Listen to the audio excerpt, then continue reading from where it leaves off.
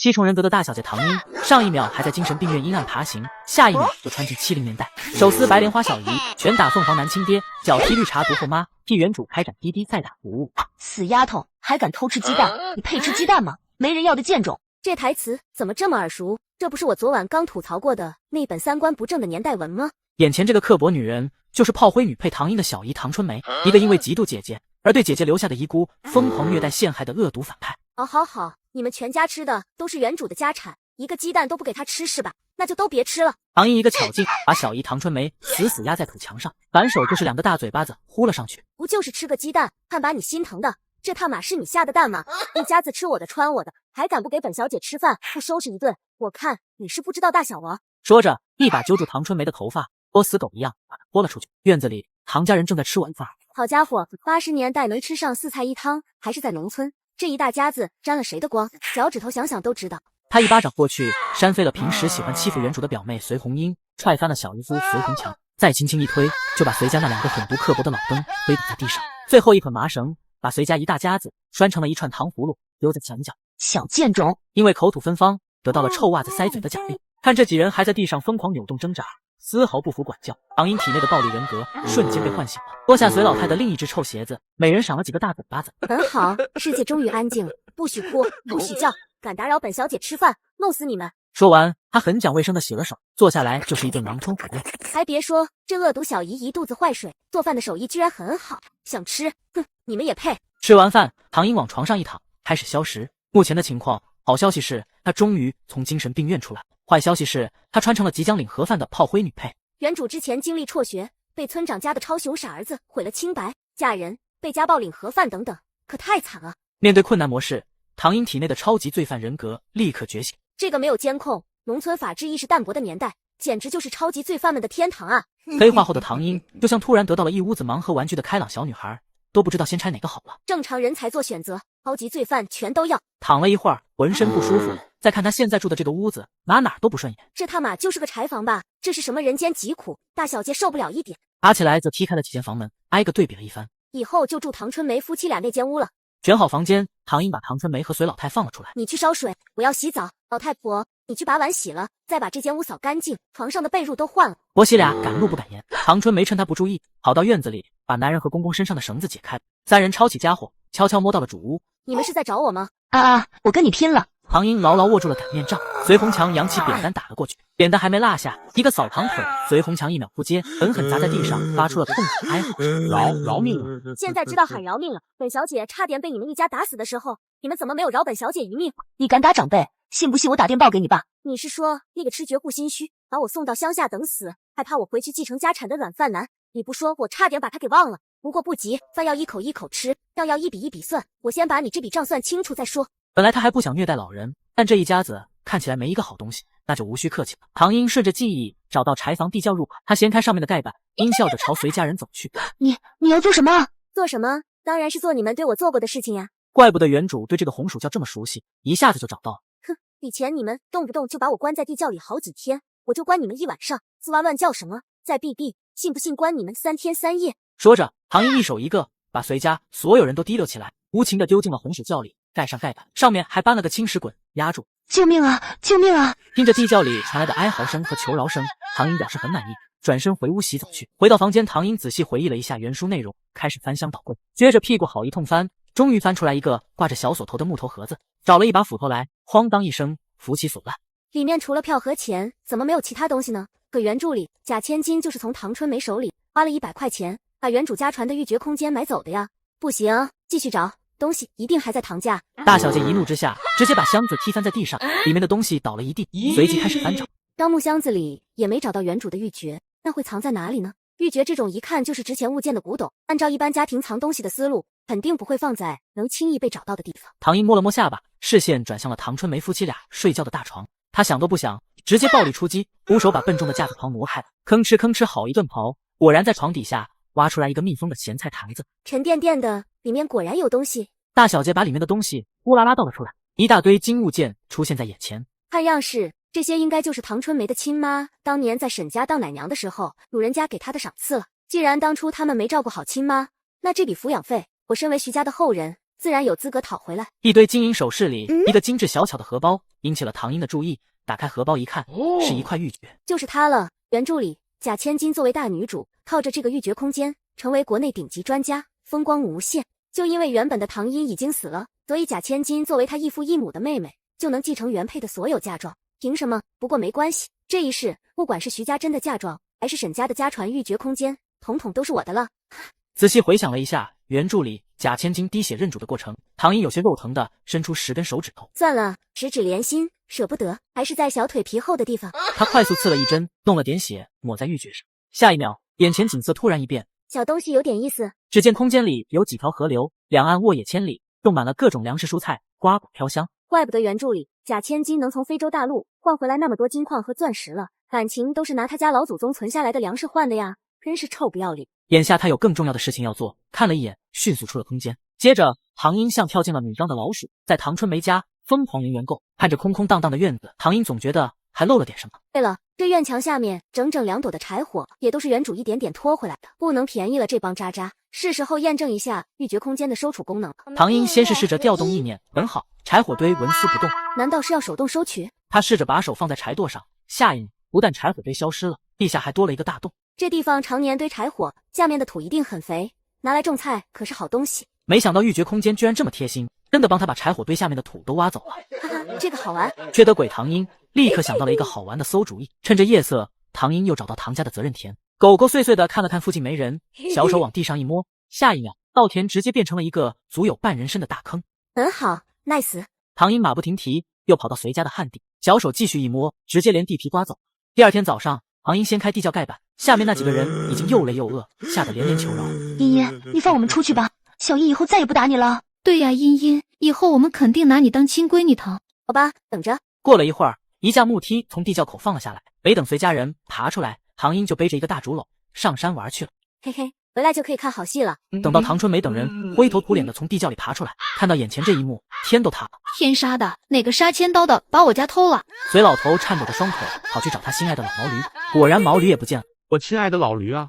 随老头两眼一翻，气晕了过去。随红强和唐春梅夫妻俩直奔主屋，哦豁，屋子里的架子床、樟木箱子、大衣柜全都不见了。完了，没了，全没了。想到樟木箱子底下自己藏在羊毛袜子里的那些私房钱，随红强也不禁猛然落泪。那可是我攒了快10年的私房钱啊！我还答应了隔壁村的孙寡妇，过年的时候给她扯一块花布做袄子呢。这下别说孙寡妇的袄子了，他自己过冬的袄子都不知道去哪了。随家发生的一切很快引来了村民的围观。哎呦，春梅嫂子，你家这是遭贼了！一定是唐英那个死丫头，昨天晚上她把我们全家丢到红薯窖里，自己带人进来，把我家偷了个精光啊！不会真是唐英那丫头引狼入室，招老贼过来吧？你脑子瓦特了！你看看红强家被偷的连根针都不剩，家里的锅碗瓢盆、桌椅板凳全叫人搬走了，真是贼干的！这么大动静，隔壁邻居都没听到。捉贼捉赃，你们说这事儿是茵茵干的，证据呢？别的不说，唐春梅，你刚才说茵茵昨晚把你们全家都关到红薯窖里去了。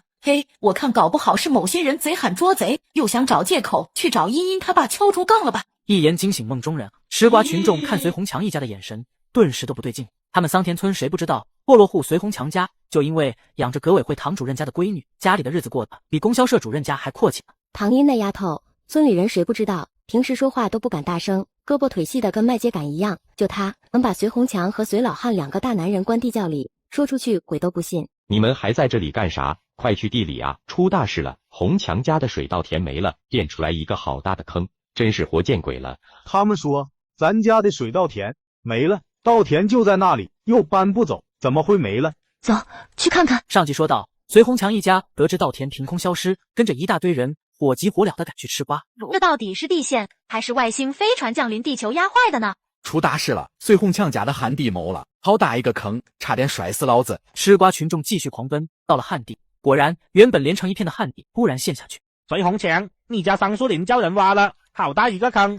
哎呦，我家狗子掉下去了，谁带麻绳了？借我用用，把我家狗子拉上来。一大片桑林里，只有随红强家分到的桑树被人连根挖走了，而且还不只是把桑树挖走了，丫的，连树根带地皮都铲走了。绝地3次，原来是这个意思哦！你再说这是茵茵干的，整个生产队的牛一起上，也得挖几天才能挖出这么大的坑。茵茵就是穿山甲成了精，她也挖不出这么大的坑呀！我看呀，八成是某些人坏事做多了，老天爷都看不下去了，这是报应到自己头上了吗？唐春梅现在脑瓜子也是嗡嗡的，她还是怀疑这事儿肯定是唐英干的。唐英是怎么在一夜之间把我家4块地全都刮得3尺，连庄稼带土全给搬走的？这不科学啊！一定是唐英的亲妈给他闺女报仇来了。就在这时，唐英背着一大筐猪草，满头大汗的从远处走来。是不是你？一定是你找人干的，小贱种！早知道你是个惹祸精，老娘就不该收留你，就让你被你那后妈害死。你赔我钱，赔我嫁妆，赔我家的地。小姨，你说什么？我怎么听不懂？我昨天一天没吃饭，饿得不行，早上天没亮就去山里挖个根吃。小姨，你别打我，我错了。我看不是茵茵挖坑，是你们一家子脑子有坑。你姨父家叫人偷了，连烧饭的铁锅都没了。我看你回去也没饭吃，走去奶奶家，奶奶给你炒年糕吃。唐春梅经常不给他吃饭，原主饿极了就会去山上找吃的。一帮丧良心的畜生，拿着人家爹娘的钱吃香喝辣，让人家闺女饿着肚子，也不怕死了下18层地狱。面对好心的秋萍奶奶，唐英体内的绿茶小白花人格瞬间觉醒。秋萍奶奶，小花婶子，我没有偷小姨家的东西，我真的不知道小姨家什么时候遭了贼。陈小华看着心里也怪难受的，怎么会有这么缺德的人啊？听说唐继军一个月给唐春梅50块钱，那可是50块。茵茵呐，正好我娘家嫂子怀孕了，就想吃这格根呢。你看这样，不让你白拿我们家东西吃，你拿着格根跟我换2顿饭，成不？唐英乖巧点头，那样子别提多稀罕。唐春梅家里的锅都被贼偷走了，晌午连饭都没做。看到唐英居然在陈小华家捧着大碗吃炒年糕，气得冲过去，扬手就是一巴掌。陈小华看他打孩子，一把扯住了唐春梅的头发，把人薅到面前，一个180度旋转，啪啪就是2耳光扇了过去。老娘给你脸了啊！敢在我们家打人，今要不教教你做人，我陈小华3个字倒过来写。啪啪几巴掌，把唐春梅扇得嗷嗷叫。陈小华还不过瘾，直接把人推了个大跟头，骑在他身上，双手化身9阴白骨爪，踩着唐春梅身上的软肉就是一顿猛掐。陈小华打过瘾了，一松手，唐春梅一咕噜爬起来，屁滚尿流的跑回家去了。唐春梅，你以为这就完了吗？晚上，秋萍奶奶让唐英在自己家睡，唐英懂事的拒绝了。奶奶，小姨家遭了贼，我要是这时候跑到别人家住，旁人会说我没良心的。瞧瞧，多好一姑娘！唐春梅那黑心肝的婆娘，还到处造谣说是唐英勾结外人，把他们家给偷了，丧良心的玩意！唐英回到姨父隋红强家，院子里正烤红薯呢。看到唐英回来，红红的双眼阴狠地瞪了他一下，眼神往旁边闪了闪，一阵劲风从脑后袭来。唐英身形一动，反手抓住了砸向他后脑勺的一根棒子。小姨父偷袭呢，得这么干。隋红强愣了一下，突然胳膊一阵剧痛，唐英居然徒手把他2条胳膊给卸了下来。隋红强好像那旱地里的蚯蚓，在地上疯狂扭动起来。隋家人吓了一跳，立刻拿起了手边的武器。唐英不慌不忙地走过来，家人们，新的一天，游戏开始了哦。看到唐春梅手中的烧火钳，唐英突然笑了。小姨，你这么喜欢玩烧火钳吗？我教你个新玩法呗。你别过来，别过来！一张破渔网突然落到了唐春梅头上，一阵天旋地转。下一秒，唐春梅好像一只落网的江猪，被唐英挂在院子里的树上。唐英高兴地唱起了打一歌，一边唱一边拿烧火钳往唐春梅身上戳。唐春梅身上的肉被渔网勒出了一个个凸起的肉块，唐英就像玩人体消消乐一样，看到哪里的肉露出来，就拿火钳子狠狠戳上。怪不得以前唐春梅最喜欢拿烧火钳打唐英，果然很好玩。隋红英看到他妈落网了，还被唐英这么虐待，抱着蒲团就砸了过去。小姨，你今天扇我那一巴掌，力道不对呀！说着，对准隋红英的大脸扇了过去。没一会儿，脑袋就肿得跟猪头一样。茵茵，小姨错了，小姨真的知道错了，呜呜，求你别打了，别打红英，她是你表妹啊！现在知道求饶了。这些年，你闺女扇我巴掌，拿竹条抽我的时候，你怎么不说我是她表姐？听到竹条2个字，隋红英突然惊恐地瞪大双眼，扭头就跑。唐英几步追上去，抬脚就把他踹倒在地上，提着脚踝拖回来，捆猪一样捆住4肢，丢到了红薯窖里。哟呵，还有俩老登，差点给忘了。隋老头丢下铁叉，扑通一声给他跪下。茵茵呐，千错万错都是我们的错，求你别打了，我明天一早就让你姨父去镇上发电报，让你爸来接你回家，好不好？回家是不可能回家的，至少现在不能。按照原著剧情，只要再等几个月，渣爹就要被举报丢官了。这一次没有了预决空间，我倒要看看渣爹这个吃绝户的渣男会有怎样的下场。老规矩，唐英把隋家人往地窖一丢，盖板一盖，回屋睡美容觉去。第二天清早，唐英进了空间，挑了一只鸡，一把拧断了脖子，提着去了隔壁。小华婶子，我家这只鸡不知道怎么搞的，跳到树上把自己吊死了，麻烦你帮着收拾收拾，中午我在你们家搭伙行不？你小姨家那么多人呢，这只鸡够你们家吃2顿的了。别管他们，一大早全家人都不见了，不知道是不是进城找我爸打秋风去了。小华婶子，你又不是不知道，这鸡拿到你们家搭伙，我还能多吃2块，等他们回来，我可就1块都捞不着了。茵茵，你可算是想通了，你说说，你要早这么想，唐春梅他们一家子敢这么欺负你吗？我听婶子的，以后再不会被他们欺负了。这就对了，你回去歇着，等会晌午饭烧好了，我喊你。就在此时，隔壁传来一阵惊天动地的叫骂声：“快来人啊！杀人了！”唐英疯了，这么快就逃出来了，不往我出门前故意把石滚挪开了。唐春梅一家一爬出来，就跟疯了一样，冲到村口人多的地方，疯狂呐喊：“这是全家都疯了！你们为什么不信我？那个唐英真的疯了，真的，他要杀了我们全家！”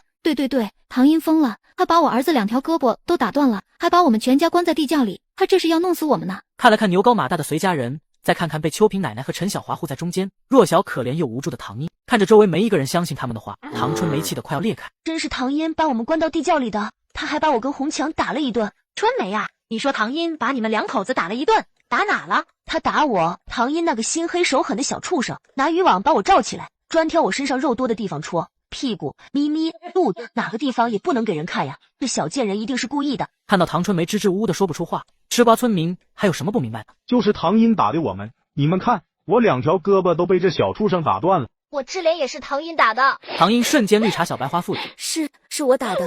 吴小姨、小姨夫，我承认都是我干的，你们别打我了。说着，抬手抹了抹眼泪，滑落的袖子下面露出了胳膊上被竹条抽打留下的一道道旧伤疤。隋红强、唐春梅，你们这2个丧良心的狗东西，又来陷害我们茵茵！各位叔伯婶娘嫂子们，你们看看茵茵这小胳膊小腿的，她能打得过隋红强这一大家子吗？她要真能打得过，这身上的伤疤哪来的？就是唐英打的，他突然冲过来，把我胳膊一拧，我就这样了。唐英一个小姑娘，又不是江湖侠客，哪来的分金错手的本事？咔咔2下就把一个壮汉的胳膊给卸了。韦红强，你撒谎也不要太离谱。看到全村人都不相信自己，隋红强和唐春梅都快疯了。小姨、小姨夫，要不咱们还是先回家吧？你们伤成这样，得找个大夫给看看呀。唐英纯澈的大眼睛里闪耀着圣洁慈悲的光芒。多好的孩子！隋红强一家可真不是个东西。他是孩子吗？那分明就是魔鬼。小畜生心里肯定有憋着什么坏主意，要把我们骗回家，狠狠收拾一顿，我才不回去。他们现在也搞不明白，明明昨晚唐英还阴狠毒辣的，好像一个变态杀人狂，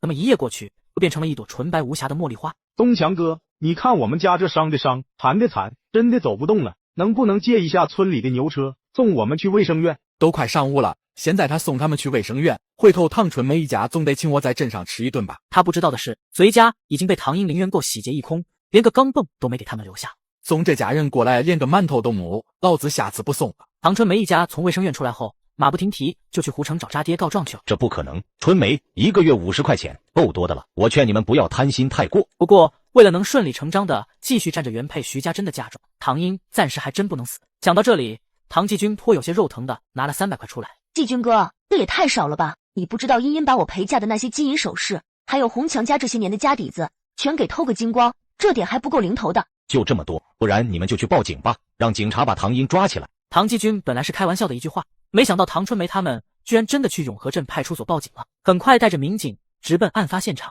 这是一个10几岁的小姑娘干出来的事吗？怕是隋红强或者隋家其他人在外面得罪了人，被人蓄意报复了吧？等到俩人到了地头，三观都快碎了。隋红强不会是挖了谁家的祖坟吧？2位民警走访发现，那天晚上村民都说自己没听到啥动静，现场也查不到什么，只能先审问一下嫌疑人。小姑娘别害怕，叔叔们就是找你了解一下，你小姨夫家被偷那天晚上，你当时在做什么？有没有听到什么动静？天没亮的时候，我实在太饿了，不敢偷小姨家红薯吃，就背上竹筐到山里挖个根去了。胡说，那天分明就是你把我们全家关在地窖里，早上也是你把我们放出来的。小姨，你在胡说什么呀？我怎么能把你们……各位大嫂，我们正在询问当事人，麻烦你先出去。警察同志，你们别被这小贱人骗了，他真的会打人，一只手就能把我男人提起来。出去。虽然唐英看起来实在没有作案的能力，但民警还是尽职尽责地走访了隋红强家附近的村民。一定是隋红强一家不敢得罪真正的偷家贼，又不甘心损失这么多钱财，所以才污蔑是唐英干的。隋红强一家这一闹，非但没把唐英闹进去，反倒把自己给闹进去了。你们仔细回忆，这些年有没有得罪过什么人？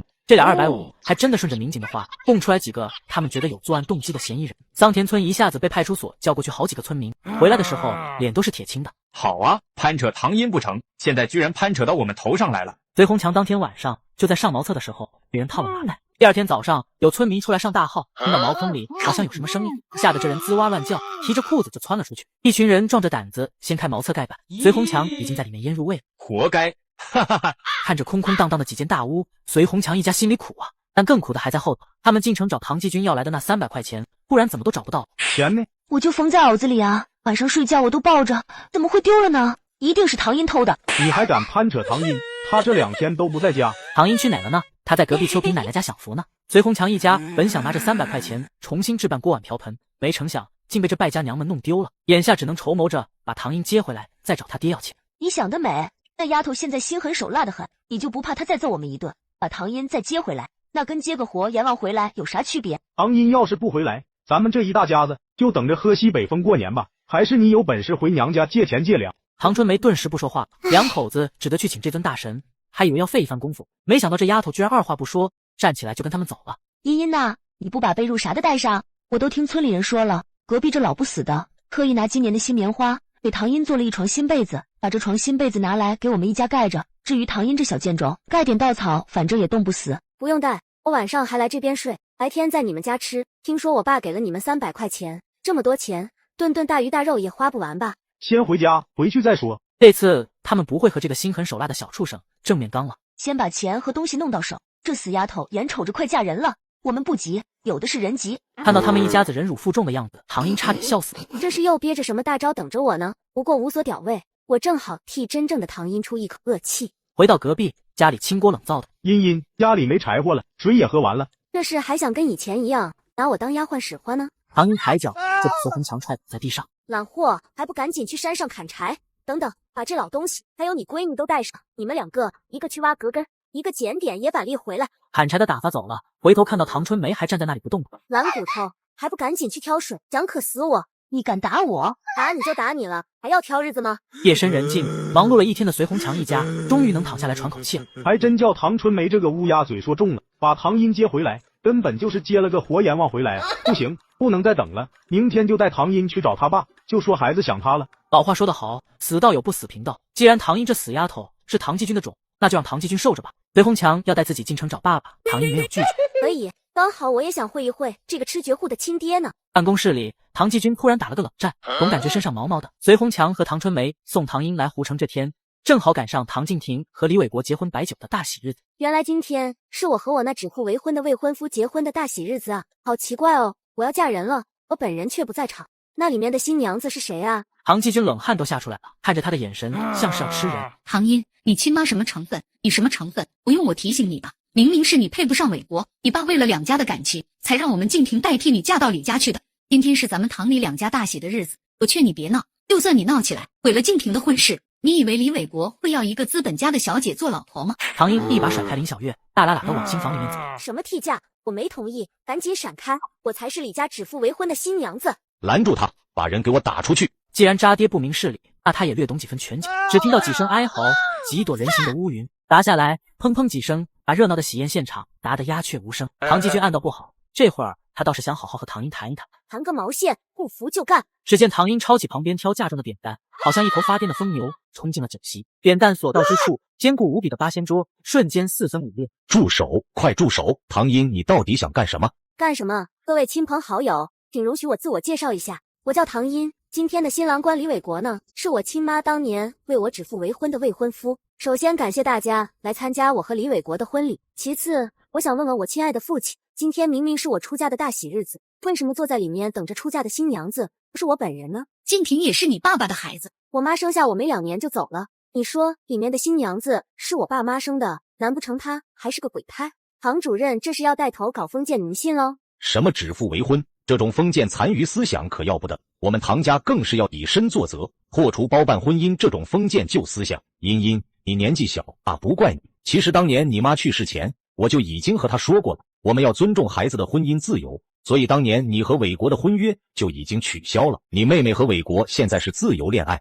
我希望你也能做一个思想进步的年轻人，不要动不动就搞包办婚姻那一套。不愧是在歌委会专门搞宣传工作的。唐继军这番话瞬间就让形势逆转了，见自己3言2语就重新掌控了舆论，稳稳站在了道德制高点上。唐继军表情得意地看着唐英，好好好，这么玩是吧？唐继军同志，或许在正常人这个领域是强者，但在不正常人类这个领域，我唐英才是绝对的巅峰王者，好吗？茵茵，今天是你妹妹大喜的日子，你年轻，一时想差了，爸和你林阿姨不怪你，快坐下，待会开席多吃点。吃席也对，你跟你这老姘头抓紧吃2口吧，不然我怕你们待会儿吃不下。话音一落，众人眼前一花，就看到唐英不知道从哪摸来一个大号的麻袋，伸手就先翻了角落的嫁妆箱。唐继军不会是贪了吧？这么多金银珠宝。唐继军也吓出了一身白毛汗。误会，都是误会，这些东西都是茵茵妈妈当年陪嫁过来的嫁妆，可能是这2天收拾东西，家里太乱了，不小心混进小女的嫁妆里头去了。哦，原来是不小心混进去的呀，那我就放心了。我还以为有人偷我妈留给我的嫁妆呢。既然是不小心混进去的，那我就拿回来了。毕竟这可是我妈留给我最后的一点念想了。唐英嘴上呜呜呜，手下动作却快如闪电。反正甭管是不是原主亲妈留下的，只要是值钱的，全都搂到麻袋里。等等，那对手镯不是你妈嫁妆，是我和你爸给静婷打的。老唐，你说句话呀！这对金镯子，还有那套珍珠翡翠头面，明明是咱俩给静婷置办的，什么时候变成了她徐家珍的嫁妆了？看到唐继军和林小月还在这跟他拉拉扯扯，耽误他吃席，唐英反手一个大逼，把矫揉造作的林小月扇飞了出去。唐继军这老狗也挺挡道的，直接一脚踹出去3米远。小姨、小姨夫还愣着干啥？不是你们跟我说的，家里穷的吃不上饭了，要找我爸帮忙。反正唐静婷嫁的是有钱人家，不差这点东西，我做主，你们先拿去用。唐春梅和隋红强十分心动，但顶着唐继军快要杀人的眼神，他们动也不敢动。没用的东西，起开！唐英，你站住！新郎官还没来，你不能进去。没想到渣爹对唐静婷这个没有血缘关系的妓女，居然真比他自己的亲生女儿还好。幸亏我不是原主，不然看到这一幕还不得伤心死了。不过现在换成了坏的冒烟的唐大小姐，伤心是没有低，受伤那是必然低。松手！不行，你不能进。只听到一声惨叫，唐英直接把唐继军2条胳膊给掰断了。嘿嘿，我的脱臼可比骨折好多了。没了半小时，唐英一脚踹开房门，迎面就看到新娘子。看来这就是原著女主了，果然长得楚楚可人，可惜是朵黑心莲。站在他的角度看，唐静婷就是那个抢走自己亲爹，把他从这个家赶出去，以后还会害死他，抢走他传家宝的仇人。面对仇人，我们的正确做法是什么？当然是重拳出击，趁他病要他命。大姐，你来。他想喊救命，但唐英已经飞快地脱掉他脚上的小皮鞋，一把塞进唐静婷的小嘴巴里。闭嘴！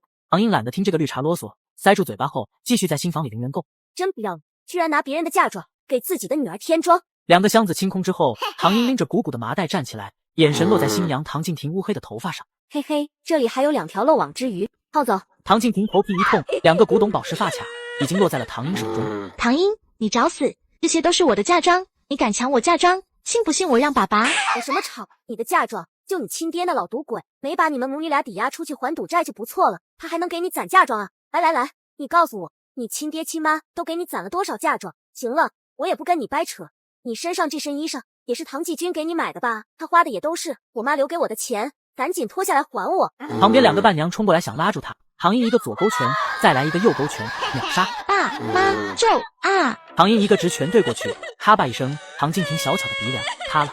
小丫头片子，不过如此嘛，连我一拳都接不住，垃圾！唐英正要走出房门，迎面就撞上了穿的一身喜庆的新郎官。唐英，我劝你清醒一点，我和你之间是不可能的。作为新时代的年轻人，我绝不承认上一代的包办婚姻。我知道你在农村长大，以后也找不到像我这样家庭的对象了。看在我们从小一起长大的份上，只要你今天别闹，等我和静婷结完婚，到时候我可以帮你在砖瓦厂或者煤球厂找个合适的对象。这可是你自己送上门的，把悔婚说的这么高大上，不愧是个有文化的渣男。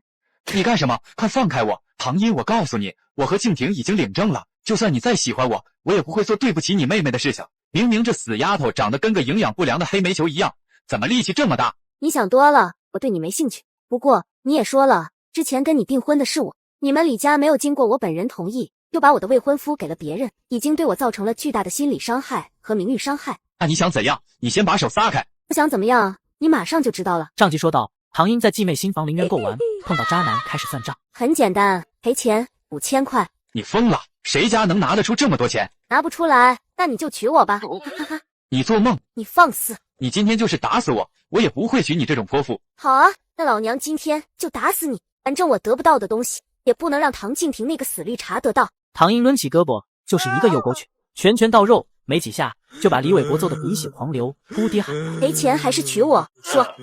赔钱，我赔钱。你现在就回去拿钱，一手交钱，一手交人。天黑之前，我要是拿不到钱，这些聘礼可就不是你的了。他可没说要拿聘礼抵债。债务归债务，聘礼就当是他等了半天的加班费吧。5000，我看你是穷疯了吧？唐英，你知不知道你这种行为叫做敲诈勒索，我现在就去派出所报警，警察马上就能把你抓进去，你信不信？哟，本来以为这是个普信男，没想到还是个长了脑子的普信男。好，真是天堂有路你不走，地狱无门你偏要来，我好怕呀。那算了，我不要你们家赔偿了，但你也甭想把我妹娶回去。凭什么？现在可是婚姻自由的新时代。我管你婚姻自由不自由，我可是新娘子嫡亲的大姐，今天老娘就站在这里，我看谁能闯进这个门。我还就不信了，你一个人能拦得住我们这么多人？兄弟们，上！只见他一秒化身峨眉山的马漏，挥舞着手中的扁担，如马漏下山，冲进了抢亲的人群中。带头的李伟国最惨，直接被唐英扯了一根麻绳，五花大绑，提着出去捆在走廊柱子上。好妹夫，想娶我亲爱的妹妹，可得先过我这个大姨子这一关哟。说着，唐英从桌上捞了一挂鞭炮，阴笑着缠绕在李伟国身上。唐英，你冷静点，你不是想要钱吗？5000没有，500不，1000，我给你1000块钱，你把我放下来好不好？不好，你都说要报警抓我了，我还拿钱，这不是上赶着让派出所人赃并获吗？精神病可不是没脑子，他聪明着呢。谁家闹新郎直接上炮仗啊？这是新郎官，又不是小鬼子。没想到唐英颠婆人格觉醒，别人越劝他越癫狂。不让点火是吧？只见他抄起嫁妆匣子里的新剪刀，嘘几下就给李伟国剪了一个地中海造型的新发型。好妹夫，喜欢大姐给你剪的新发型吗？唐英，我跟你拼了哈！到李伟国发现自己挣脱不了，忍不住开始口吐芬芳，还骂到了唐英的亲妈徐家珍头上。好，真当我除了打人就没有其他特长了吗？唐英，你干什么？看到他拿了一个搪瓷缸子，依次往里面倒了一堆调料，加上偷摸空间里的鸡屎，一整个打碎的生鸭蛋，李伟国心脏忍不住狂跳起来。别紧张，咱们马上都是一家人了。姐姐跟你开个玩笑，怎么了？来，干了这碗酒，今后咱们就是一家人。说着，单手捏开李伟国的嘴部，哐就是一顿灌。唐英，我不会放过你。亲眼看着李伟国被灌了一肚子的鸡屎和香炉灰，伴郎团鸦雀无声，仿佛一个个都和新郎变成了最熟悉的陌生人。那啥，大姨子太凶残，新娘子的闺房不好闯啊。兄弟，你自求多福吧。唐英，我错了，我不报警了。5000块钱是吧？你放了我，我马上就回去拿钱。我突然改变主意了，李伟国，我这里有一块上等和田玉，你看值不值5000块钱？说着，从空间里顺手摸出来一块成色特别差的杂色玉佩。值，太值了。李伟国本以为自己回家求爸妈，肯定能拿到5000块钱，把唐静婷顺利接出来。没想到李父李母一听唐家不肯放人，大姨子非要他们家拿出5000块钱买一块不值钱的玉佩，才同意让唐静婷嫁过来。夫妻俩一下子就炸了。不嫁就不嫁，他以为他妹子还是什么值钱的黄花大闺女吗？都怀了我们老李家的种，现在拿乔说不嫁了。好，我倒要看看咱们家不娶，他妹子挺着个大肚子，还能嫁到什么好人家去？李父李母当机立断，把儿子给锁在家里。他们家说拿不出5000块钱来，这桩婚事还是算了吧，孩子他们也不要了。你们唐家想怎么处理就怎么处理，打掉最好。听说李家当场悔婚，林小月恨不得活吃了唐英，但她打不过这死丫头。唐继军也气得眼前一阵阵发黑。老唐，这全怪那个死丫头，要不是她，这事会闹成这样吗？你今天如果不教训她，我就不活了。呵呵，我还正愁没机会正大光明的从物理层面报复渣爹呢。来吧。上集说到，唐英发癫把渣男虐哭回家找爸妈后，心机继母又开始挑唆渣爸教训唐英。唐英，你渣爹一出手，唐英立刻抓住机会，哐2拳，当场打掉了渣爹8颗牙，还顺手把他捣成了熊猫眼。唐家的亲戚上去阻拦，也得到了打废牙加熊猫眼亲密套餐。他跟神经病似的，你说你们惹他干啥？不惹事他还要找事呢，更何况惹到他头上。经过唐英和善的协商，最后唐继军不得不同意让他把生母徐家珍的嫁妆拿回去。唐英，你得答应以后不能阻止李伟国带人来接亲，也不能再打我们了。好，我答应了，你们几个收拾收拾，今晚就搬出去吧。唐英挑剔的看了这屋子一眼，连块菜地都没有，不住。不过以后进城做生意，拿来做个仓库还是蛮好的。你说什么？我说这房子也是我妈嫁妆钱买的吧？现在我要收嫁妆了，你们好意思继续霸占着？茵茵啊，这房子可是你爸单位给他分的，你妈都没住过，怎么能算是他的嫁妆呢？唐英化身嫡庶教教主，一巴掌把绿茶后妈扇到一边。一个小三转正的记事，这里有你说话的地方吗？再让我看到你挑唆老爷，苛待嫡女，立刻发卖。他在说什么？她是你妈？我妈在下面躺着呢，要不我把她也埋进去。狗男女顿时呼吸急促起来，气得话都说不出来了。这房子怎么不是我妈的？当年要不是我妈拿出嫁妆给我爸疏通关系，他能进城当干部，他要没当上干部，单位能给他分房子。你也说了，这房子本来就等于是我妈花钱买的，她生前却一天都没住过。我这个当女儿的，自然要完成我妈遗愿，替她住一住这房子。看这对颠公颠婆又开始磨磨唧唧，试图用道德绑架他。唐英二话不说，直接赶人。给你们2个小时，2个小时后我回来收房子，到时候所有没搬走的都是我的。放下狠话，唐英就窜出去觅食了。家人们谁懂啊？我不过就是砸了几桌酒席，谁知道渣爹居然这么抠，不但今天来出份子的客人没吃上席面，连我也跟着饿了半天。不过他是不会把这一切怪在自己身上，只有正常人才会从自己身上找原因，而他只会从别人身上找原因。找个小摊吃完饭后，唐英消食路上看到人家挂着的腊肉，转了转眼珠子，突然想起了空间里还有满满一仓库的冰鲜猪肉、羊肉之类的，是时候该找个门路，把空间里堆积如山的物资卖出去一部分。不知道胡城哪里能卖东西，唐英用几颗糖找几个在附近玩的本地小孩打听了一下，就摸到了好几个可以买东西的地下市场。 Nice， 这下知道往哪销了，回家喽。回到唐家，这一家子厚脸皮的居然还没走。你们怎么还没走？怎么跟长辈说话呢？你妈没教你什么叫孝顺吗？老子才是这个家的一家之主。说话间，2个穿着制服的大盖帽走了进来。哦，好，跟我玩这一套是吧？好，这房子我不要了，你们接着住吧。真以为把警察请上门就能把他吓跑，唐英干脆就在唐家住了下来。哎呀，依依，我忘了你也在家，晚上就做了3个人的饭，要不你自己出去吃点吧。看到上锁的碗柜，唐英冷笑一声，抄起旁边的小板凳，直接砸碎了碗柜的玻璃，拿着材料自己去厨房偷东西，偷到自己家里来了。你妈就是这么教你的是吧？你也说了，这是我自己家，我拿自己家的东西，怎么能叫偷呢？这点鸡蛋面条算啥？真正的惊喜还在后头呢。反了天了，信不信我报警，让派出所把你抓起来？季军，我看茵茵这孩子不好好管教是不行了，她这个脾气，以后可怎么嫁得出去啊？好，今天我做主，就让你林阿姨替我好好管教你。林小月不敢置信的抬头，唐季军抬了抬自己石膏的双臂，林小月差点气得掐人中。我要是能动手教训唐英，还用得着撺掇你这个没用的？夫妻俩，你看看我，我看看你，谁也不敢先动手。他们不敢，唐英敢啊！一把薅住林小头发，直接把人拖到客厅，反手就是一个大嘴巴子抽了过去。记不住我说的话是吧？那就给我背下来。这个家我为嫡女，你是庶母，庶母就要有个庶母的样子。再敢挑唆我爹，陷害我这个嫡女，嘴给你打烂！说着，一巴掌接着一巴掌，一口气扇了林小月30多个大嘴巴子。唐季军看娇妻被女儿揪着头发狂扇巴掌，冲过来想救人，但他2条胳膊都打了石膏，根本拉不开，只能拿脚去踹。笑死！四肢健全的时候你都打不过我，何况现在还负伤。见他一脚踢来，唐英坏笑地松开林小月，反手抓住了唐季军的脚腕，借着这补劲，狠狠往前一拉，唐季军当场表演了一个大劈叉，饭都停碎。季军，快送我去医院！滚啊！你这个扫把星，没人要的小贱种，滚出我们家！鬼叫什么？嘴巴这么臭，姐姐帮你刷刷牙吧。唐英偷摸从空间拿了个刷便桶的刷子。你要干什么？唐英，我告诉你，你敢欺负我，爸爸和伟国哥都不会放过你的。唐静婷，你在我家混了这么多年，就这点出息，出了事不是靠爹就是靠男人，果然庶出就是庶出，养在大院也洗不掉你这一身的小家子气。说完便阴笑着朝唐静婷走了过去。上集说到，唐英给渣爸上碎蛋套餐后，继妹听到响动，准备出来收拾唐英。你不要过来啊！唐英一把掐住唐静婷下巴，抄起马桶刷，狠狠对到唐静婷的嘴里，上上下下刷了起来。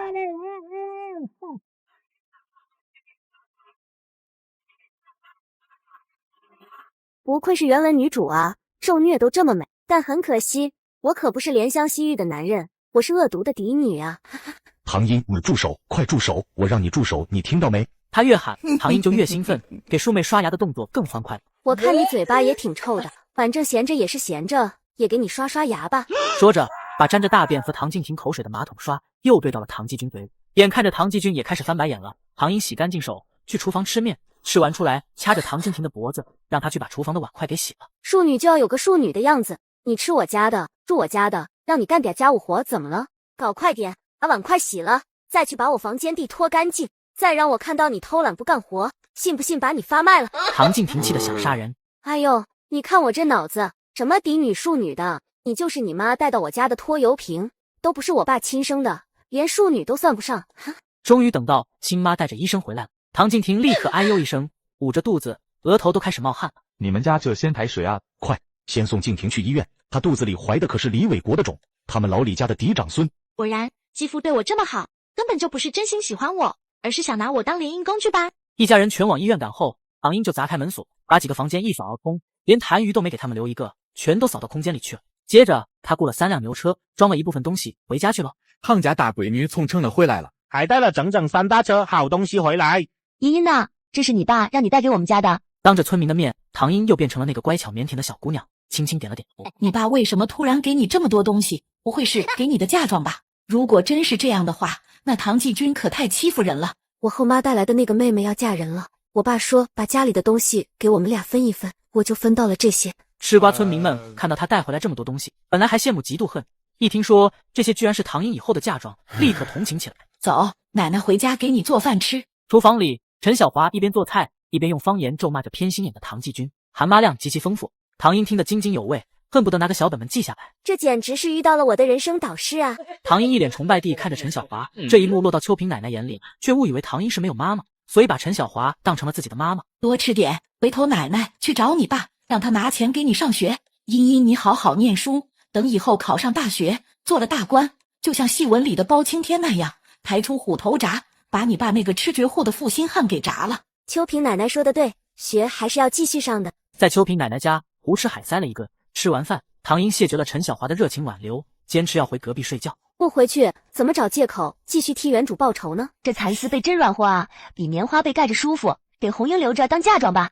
这茶缸上头还有歌委会的红章呢，看着真气派。往后我喝茶就用这个了，还有这些水果糖和喜酒，回头你问问村里谁家办喜事要用，咱们卖了换钱。谁要把我的东西拿去卖钱啊？什么你的东西？你人都是咱们家的，你的东西当然也是这个家的。唐英，你也看到了，你爸跟你那个后妈根本就不想接你回去，我劝你最好老实点，往后好好孝顺我和你小姨父，不然信不信我们把你赶出这个家，看你能去哪？哟呵，这是去了一趟城里，吃了雄心豹子胆回来了？你少说2句吧。看到他抱着胳膊似笑非笑的站在那里，顿时觉得脱臼的地方好像又开始疼了。来啊，你这死丫头片子，再敢动老娘一下试试，信不信我跟你那个小后妈说，让她把你嫁给村长家的傻儿子。这可是你自己求着我打你的。唐英起身，一个飞踹就把得意洋洋的唐春梅给踹到了墙上。隋红强早就吓尿了，转身想跑。小姨父，不是说要给我做靠山吗？你跑什么呀？我没跑啊，就是晚饭吃多了，想上个茅厕。那赶紧去吧，早去早回。隋红强颤抖着扶着墙就往外挪。我也去茅厕。父子俩互相搀扶着跑。不会吧，这就是你们说的一辈子的依靠？你们不会也想让我找个这样的废物点心嫁了？等哪天仇家打上门了，他也像现在这样把我一个人丢家里，自己跑了吧？隋老太老脸通红，因为跑的那个就是他靠了半辈子也没靠得住的老登。妈说的依靠，不会就是我爸这样的吧？这能靠得住吗？唐英才不管他们心里在想啥，晚上吃撑了，只想睡觉，捞起蚕丝被，转身往床上一躺。哎呀，舒坦。上期说到，唐英趁继母一家全进医院，把家里搬得只剩承重墙后，高高兴兴回乡下去。妈，你为啥要让唐英住在咱们家啊？他又不姓隋，你跟他说，明天就把他赶出去，让他找他自己亲爹去。他爹又没死，凭啥住我家啊？说的好听，把他赶出去，往后谁能给咱家1个月50块钱？谁逢年过节给咱家送米送油，送城里的稀罕东西？季军叔都好久没往咱家送东西了。唐春梅面色一僵，低头沉默了好一会儿，还是没舍得把唐英送走。这丫头眼瞅着就要到能嫁人的年纪了，林小月那娘们恨死了唐英他妈，不止一次暗示过我，只要我能找人坏了唐英的清白，再给她在乡下找个烂糟的男人，就给我一大笔钱，就算为了这些钱，老子忍。唐英睡了一觉后，进空间里愉快清点战利品的时候，唐继军全家都 emo。是唐英，一定是唐英那死丫头干的。唐继军气得浑身发抖，可当林小月嚷嚷着让他去派出所报警抓人的时候，唐继军却纹丝不动。你不去我去，你是不是还想着那个女人？你忘了那些年徐家珍是怎么瞧不起你的？只有我才是最理解你的。他徐家珍除了祖上留给他的那些臭钱，还有什么？唐继军面色铁青，林小月的话再一次提醒他，这些年他能在仕途上顺风顺水，妻子儿女都过着上等人的生活，靠的并不是他自己的努力，而是前妻留下的嫁妆。我不管。唐继军，你当初把我从那个家带出来的时候，答应过我的，这辈子再也不会让我吃一丁点的苦。你看看咱们家，连烧饭的煤球炉都叫人偷走了，这个家还能住人吗？你快去报警，不然就给我钱，我再去买新的。唐继军阴沉着脸，撬开墙后面的一砖，那里还藏着10几根大黄鱼，是前妻嫁妆里找出来的，他特意单独藏起来。等等，我的大黄鱼呢？原本堆着大黄鱼的地方，只有一片从挂历上撕下来的小纸片。你报警，我举报，不信你就试试看。唐继军气得一口老血喷了出来。要不怎么说小偷最喜欢偷的就是贪官呢？因为对方不但不敢报警，反而很怕小偷被抓。该死的，早知道那死丫头会变成这样，我就该趁她还小，让唐春梅直接把人弄死。他想清楚了，只要唐英还活着，手里就会一直捏着唐继军贪污受贿的证据。只有他死了，唐继军才能继续当官，他才能继续当他的官太太。唐英再厉害，也不过就是个10来岁的丫头片子，她再能打，还能打得过10几个壮汉吗？先按兵不动，等过段时间，唐英放松警惕了，到时候再打他一个出其不意，直接找个人家把这死丫头给嫁了，顺便借着替她准备嫁妆的机会，把那些价值千金的古董字画、金条珠宝什么的再拿回来。哼，唐英那个死丫头，以为自己会几招三脚猫的功夫，我这个亲爹就拿他没办法了。唐继军拧眉沉思，在脑子里梳理了一下自己的人脉，最好是能找个喜欢动手打老婆的，公婆也不好惹的那种人家，只要把唐英嫁过去，到时候不管她在婆家怎么闹，都跟我这个亲爹没关系了。桑田村，唐英还不知道他的渣爹后妈又要开始搞事情了，他早早的就去了学校。江涛站起来给唐英同学道歉。唐英，对不起。原来他就是那个说原主放屁太臭的熊孩子啊！孙老师，我能和江涛同学坐一块吗？李磊，你搬到靠窗那个位置。唐英，你坐江涛旁边。看着自己的狐朋狗友被班主任发配边疆，新同桌居然换成了总是啃红薯、放臭屁的唐英，江涛整个人都快气炸了。好，监督我坐一块是吧？死丫头，你给我等着！这学期都快结束了，就不收你课本费了，这些都是上一届留下的，你拿去先用着。我跟其他几科老师打个招呼，回头你有什么不会的，只管问老师。唐英同学，老师知道你很聪明，如今国家百废待兴，正是人才紧缺的时候，希望你不要辜负你这颗聪明的大脑，好好学习，报效祖国。孙老师，我知道的，只要学不死，就往死里学。倒也不必如此，尽力而为，不要给青春留下遗憾就行了。放学后，唐英去供销社买了一大堆东西，送一些给小华婶子家。吃完饭后，还是去隔壁睡了。毕竟还在等着唐春梅一家出手，好顺势而为，直接把这一家子极品给送走呢。第二天一早，唐英照常来到了学校。放屁精今天怎么没带红薯啊？不会是怕吃了又放屁吧？他可太知道怎么哭才能让人同情他，一定要眼泪在眼眶里直打转，眼神既坚强又脆弱。江涛，你再敢欺负唐英试试，信不信我告班主任去？和自己暗恋的女神有了亲密接触，江涛暗喜，被女神当成坏学生给骂了，江涛委屈。我没有，我就是跟他开个玩笑。那我说你放屁臭，你高兴吗？我又没在班里啃红薯，怎么会放臭屁？江涛同学，我发誓我真的不是故意在班里放屁的，不信你把这2个红薯吃了，要是你能坚持住一天都不放屁，以后就算你骂我是放屁虫，我也不会找老师告状。江涛，你是不是不敢吃？谁说我不敢吃？江涛一把夺过红薯，咔咔啃了起来。到了第3节政治课，政治老师刚上台，就听到前排传来一声悠长的放屁声，教室里响起一阵偷笑。报告老师，我要上厕所。大家不要嘲笑江涛同学了，他不是故意在教室里放屁的，他只是想知道以前我为什么老是放屁，所以我就给了他2个生红薯。这下子连政治老师都憋不住笑了。放学后，班长马冬梅和生活委员隋玲玲手拉着手把他堵在座位上。唐英，咱们3个顺路，以后一块回家哈。唐英，你小姨之前不是不让你上学吗？还每天让你吃番薯，怎么突然变好了？今天给你带了那么多好菜。饭菜不是我小姨给我的，是我家隔壁小华婶子帮我做的。我爸知道了我小姨一家虐待我的事情，不让他们养我了，以后我就在隔壁小华婶子家搭伙吃饭。我听说你那个后妈带的拖油瓶都能在城里上学，你爸也真是的，不是自己亲生的都能在城里上学，你可是他亲闺女，居然把你送到乡下来上学，你就没跟你爸说，让他把你接到城里去上学？还是算了吧，反正他们好日子也没几天了。你说什么？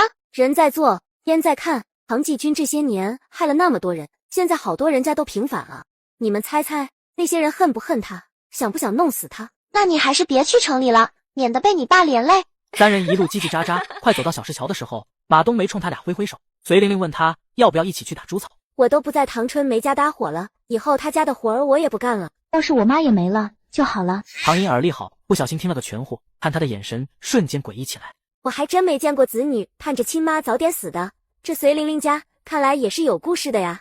唐英回家后，晚饭时顺嘴问了一句隋玲玲家的事，没想到小花婶子还真知道，开口就是吃瓜群众标配语录。隋玲玲这孩子命苦啊！隋玲玲他妈陈大妮是他们村出了名的伏地魔，她不光自己要做伏地魔，还逼着丈夫和3个女儿也跟着一起为娘家牺牲奉献。连生3个女儿被摘子宫后，更是把弟弟家儿子捧上天，拿钱拿粮食给他们，后面还直接让他们一家人去娘家干活，帮着养鸡养猪。她一个人承担不了，就把责任摊派给3个闺女。3姐妹辛辛苦苦养了1年的猪和鸡，临到过年，一个鸡蛋1块猪肉都没吃上，全让他们亲妈送到舅舅家去了。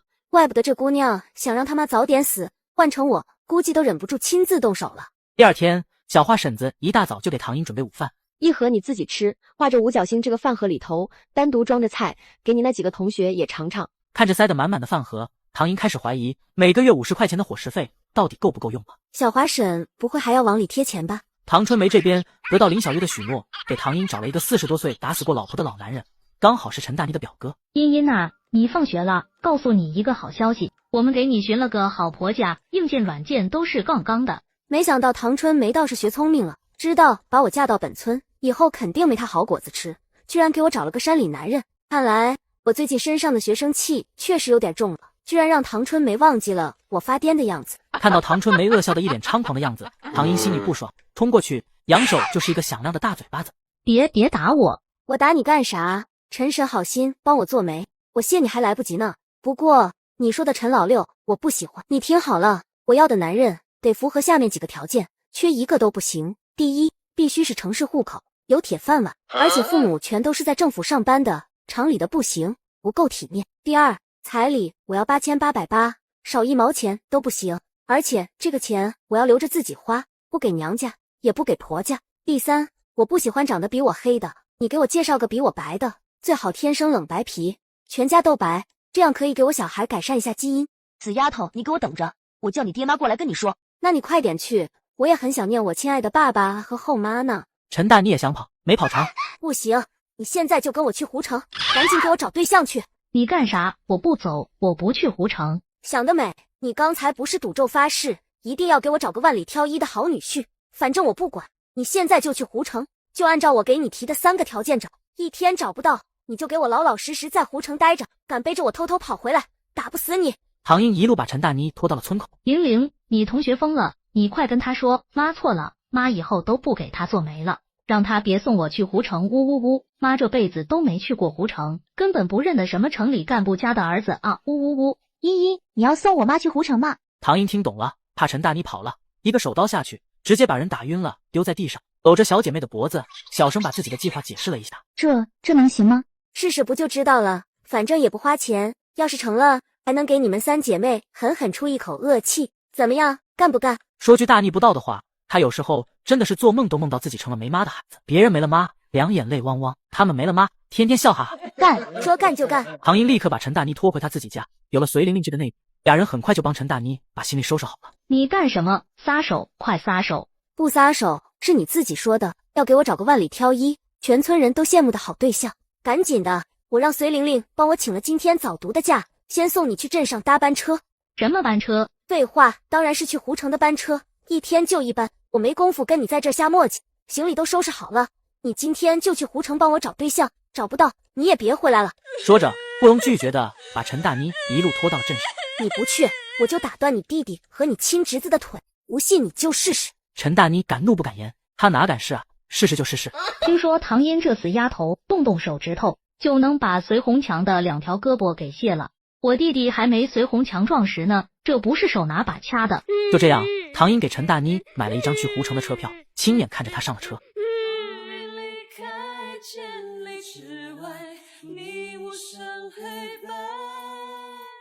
5天后，身无分文的陈大妮厚着脸皮在湖城捡了好几天的垃圾，还勉强凑够了一张到永和镇的汽车票。陈婶，找到我对象了吗？陈大妮不敢说话。没找到，没找到，你怎么还有脸回来？你太辜负我对你的信任了。看来陈婶是根本没把我的事情放在心上啊。唐英，你跟我说的那些条件太难找了，我觉得。我不要你觉得，不要我觉得。你说你这么大人，脑子怎么都不带拐弯的？你自己不认识，就不能去问问旁人？反正我不管，再给你1个月，如果还是找不到，我就打断你弟跟你侄子的狗腿。说着，连人带包袱丢门外去了。陈大妮想撒泼，刚嚎了一嗓子，就看到唐英跟个下山的马骝一样窜出来，一口气扇了他好几个大逼斗。隋洪刚、隋玲玲，你们就这么眼睁睁看着我挨打？别忘了，你闺女可是跟我一个班，你撺掇她跟我对着干，就不怕我在学校欺负你闺女？你跟我们家玲玲不是好朋友吗？什么朋友？别往自己脸上贴金了，你看看你配吗？就你们家这条件，你闺女中午带饭，饭盒里连1粒鼻屎大的猪油渣都找不出来，她在班里还能有朋友？实话告诉你，要不是让你闺女帮我抄笔记，我都懒得搭理她，一家子穷鬼，哼！陈大妮无家可归，只能背着包袱，可怜巴巴的投奔唐春梅去了。上集说到，背心婶子介绍家暴难不成，反被唐英送进城里捡垃圾。玲玲姐，你真好，简直是贤妻良母。我要是男生，我肯定娶你当老婆。依依，难道我们女生除了嫁人生孩子，做个贤惠媳妇，就没有别的活法了吗？小时候给娘家干活，长大了继续去给婆家卖命，凭什么？他以为唐英会和他一起难过，谁知道那不一定，像我这么厉害的，在娘家使唤娘家人伺候我，以后嫁了人，又多几个人可以使唤，而且他们还不能报警，因为我们是一家人，相亲相爱的一家人啊！哈哈哈！揍陌生人，进局子，揍自家人，这去调解。欧耶，敢不服，打到你丫的跪下唱征服！依依，你能教我打架吗？我不白学，以后你的课堂笔记还有班级值日，我给你包了。尊嘟假嘟，那我可就不客气啦。唐英就这样收下了自己的大弟子。不过学武可不是光有毅力就够了，主要还得有财力，连肚子都吃不饱，哪来的精气神练武？我家没肉，家里今年养的2头大肥猪，早就让我妈送到舅舅家了。都是一家人，你舅舅家有肉，不就等于你家有肉？择日不如撞日，明天放学咱们就去你舅舅家拿猪肉去。这能行吗？怎么不行？那可是你嫡亲的舅舅。俗话说，娘舅大过天，你舅舅敢说不让你吃肉吗？对，凭啥不让我们吃肉？还有我养的鸭子，老三养的鸡，凭啥养的时候我们累死累活，轮到吃肉吃蛋的时候，就全都变成舅舅家的了？大姐，我们去舅舅家，把咱家的猪肉，还有二姐养的鸭子，我养的鸡，全都要回来。唐英哈哈大笑，满脸都是想搞事情的兴奋。好，不过搞事情也要分工明确，这样你们听我说。唐英把随家三姊妹叫到一起，叽叽咕咕商量了一会儿。回到家，唐春梅不在家，表妹唐红英已经帮她把细胶水烧好了。红英真乖，你放心，只要你乖乖听话，姐姐保证再也不打你了。随红英一脸憋屈站在院子里，面色阴沉的看了唐英睡的主屋好一会儿。等着吧，等你后妈把你嫁到山里头，到时候看你怎么哭。最好让那个喜欢打老婆的男人拿麻绳把你捆在家里。然后第二天一大早，天还没亮，就哆嗦着爬起来给唐英烧热水洗脸。想到他妈说最快明年唐英就会被他后妈嫁到山里去，给人当老婆，随红英就忍不住想仰天大笑。傻笑什么呢？快去给我把水壶洗干净，灌上热水。随红英忍气吞声的跑去给他装水。放学后，唐英带着随家三姐妹上舅舅家开始搞事。玲玲啊，你这下课不回家写作业，来我家干啥？唐英立马推开李春秀，一个箭步窜到厨房。玲玲姐，你熟悉地形，快帮我找找白糖还有盐，我要一盘撒白糖的，一盘撒盐的。干啥？你们干啥？随玲玲，你要造反啊？拿我家白糖干啥？吵死了！唐大小姐满脸不爽，扯过旁边捆柴火的麻绳，3两下把她手脚捆起来，丢到一边。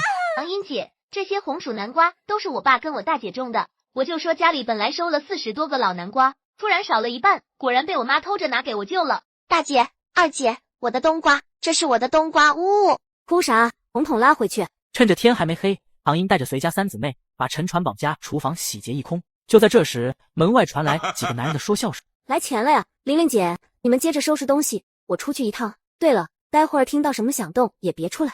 说完，整个人好像一只下山觅食的马喽，身手矫健的冲了出去。你谁啊？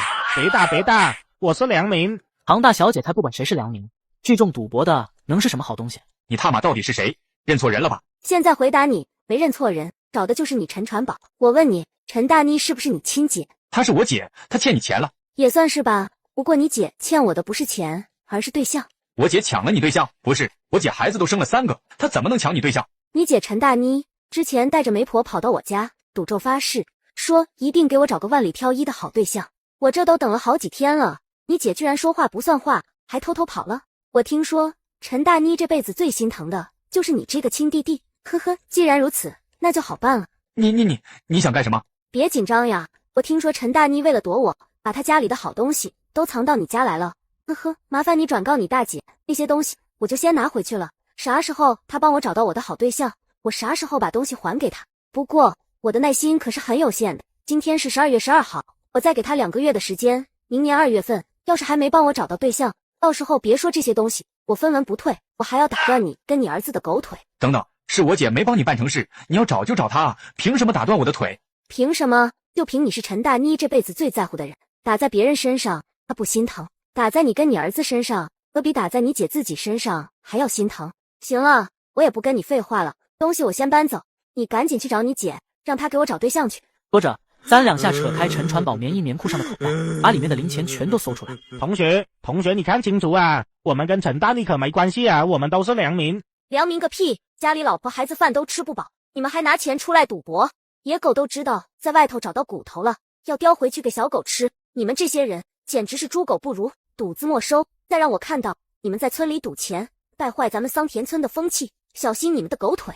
唐英一手一个把陈传宝和他的狐朋狗友们都关进了陈家的牛棚里。茵茵，洗手吃饭。咱们坐的4张小椅子，好像也是咱爸做的。搬走，统统搬走。舅妈也一块搬走吗？听说舅舅当年娶舅妈的彩礼，还有办酒席的钱，都是我妈出了的。这个就不搬了，好吃懒做，炸个花生米都能炸糊了，能是什么好东西？三姊妹疯狂点头，她们这个舅妈有多懒，她们3个可比唐英清楚多了。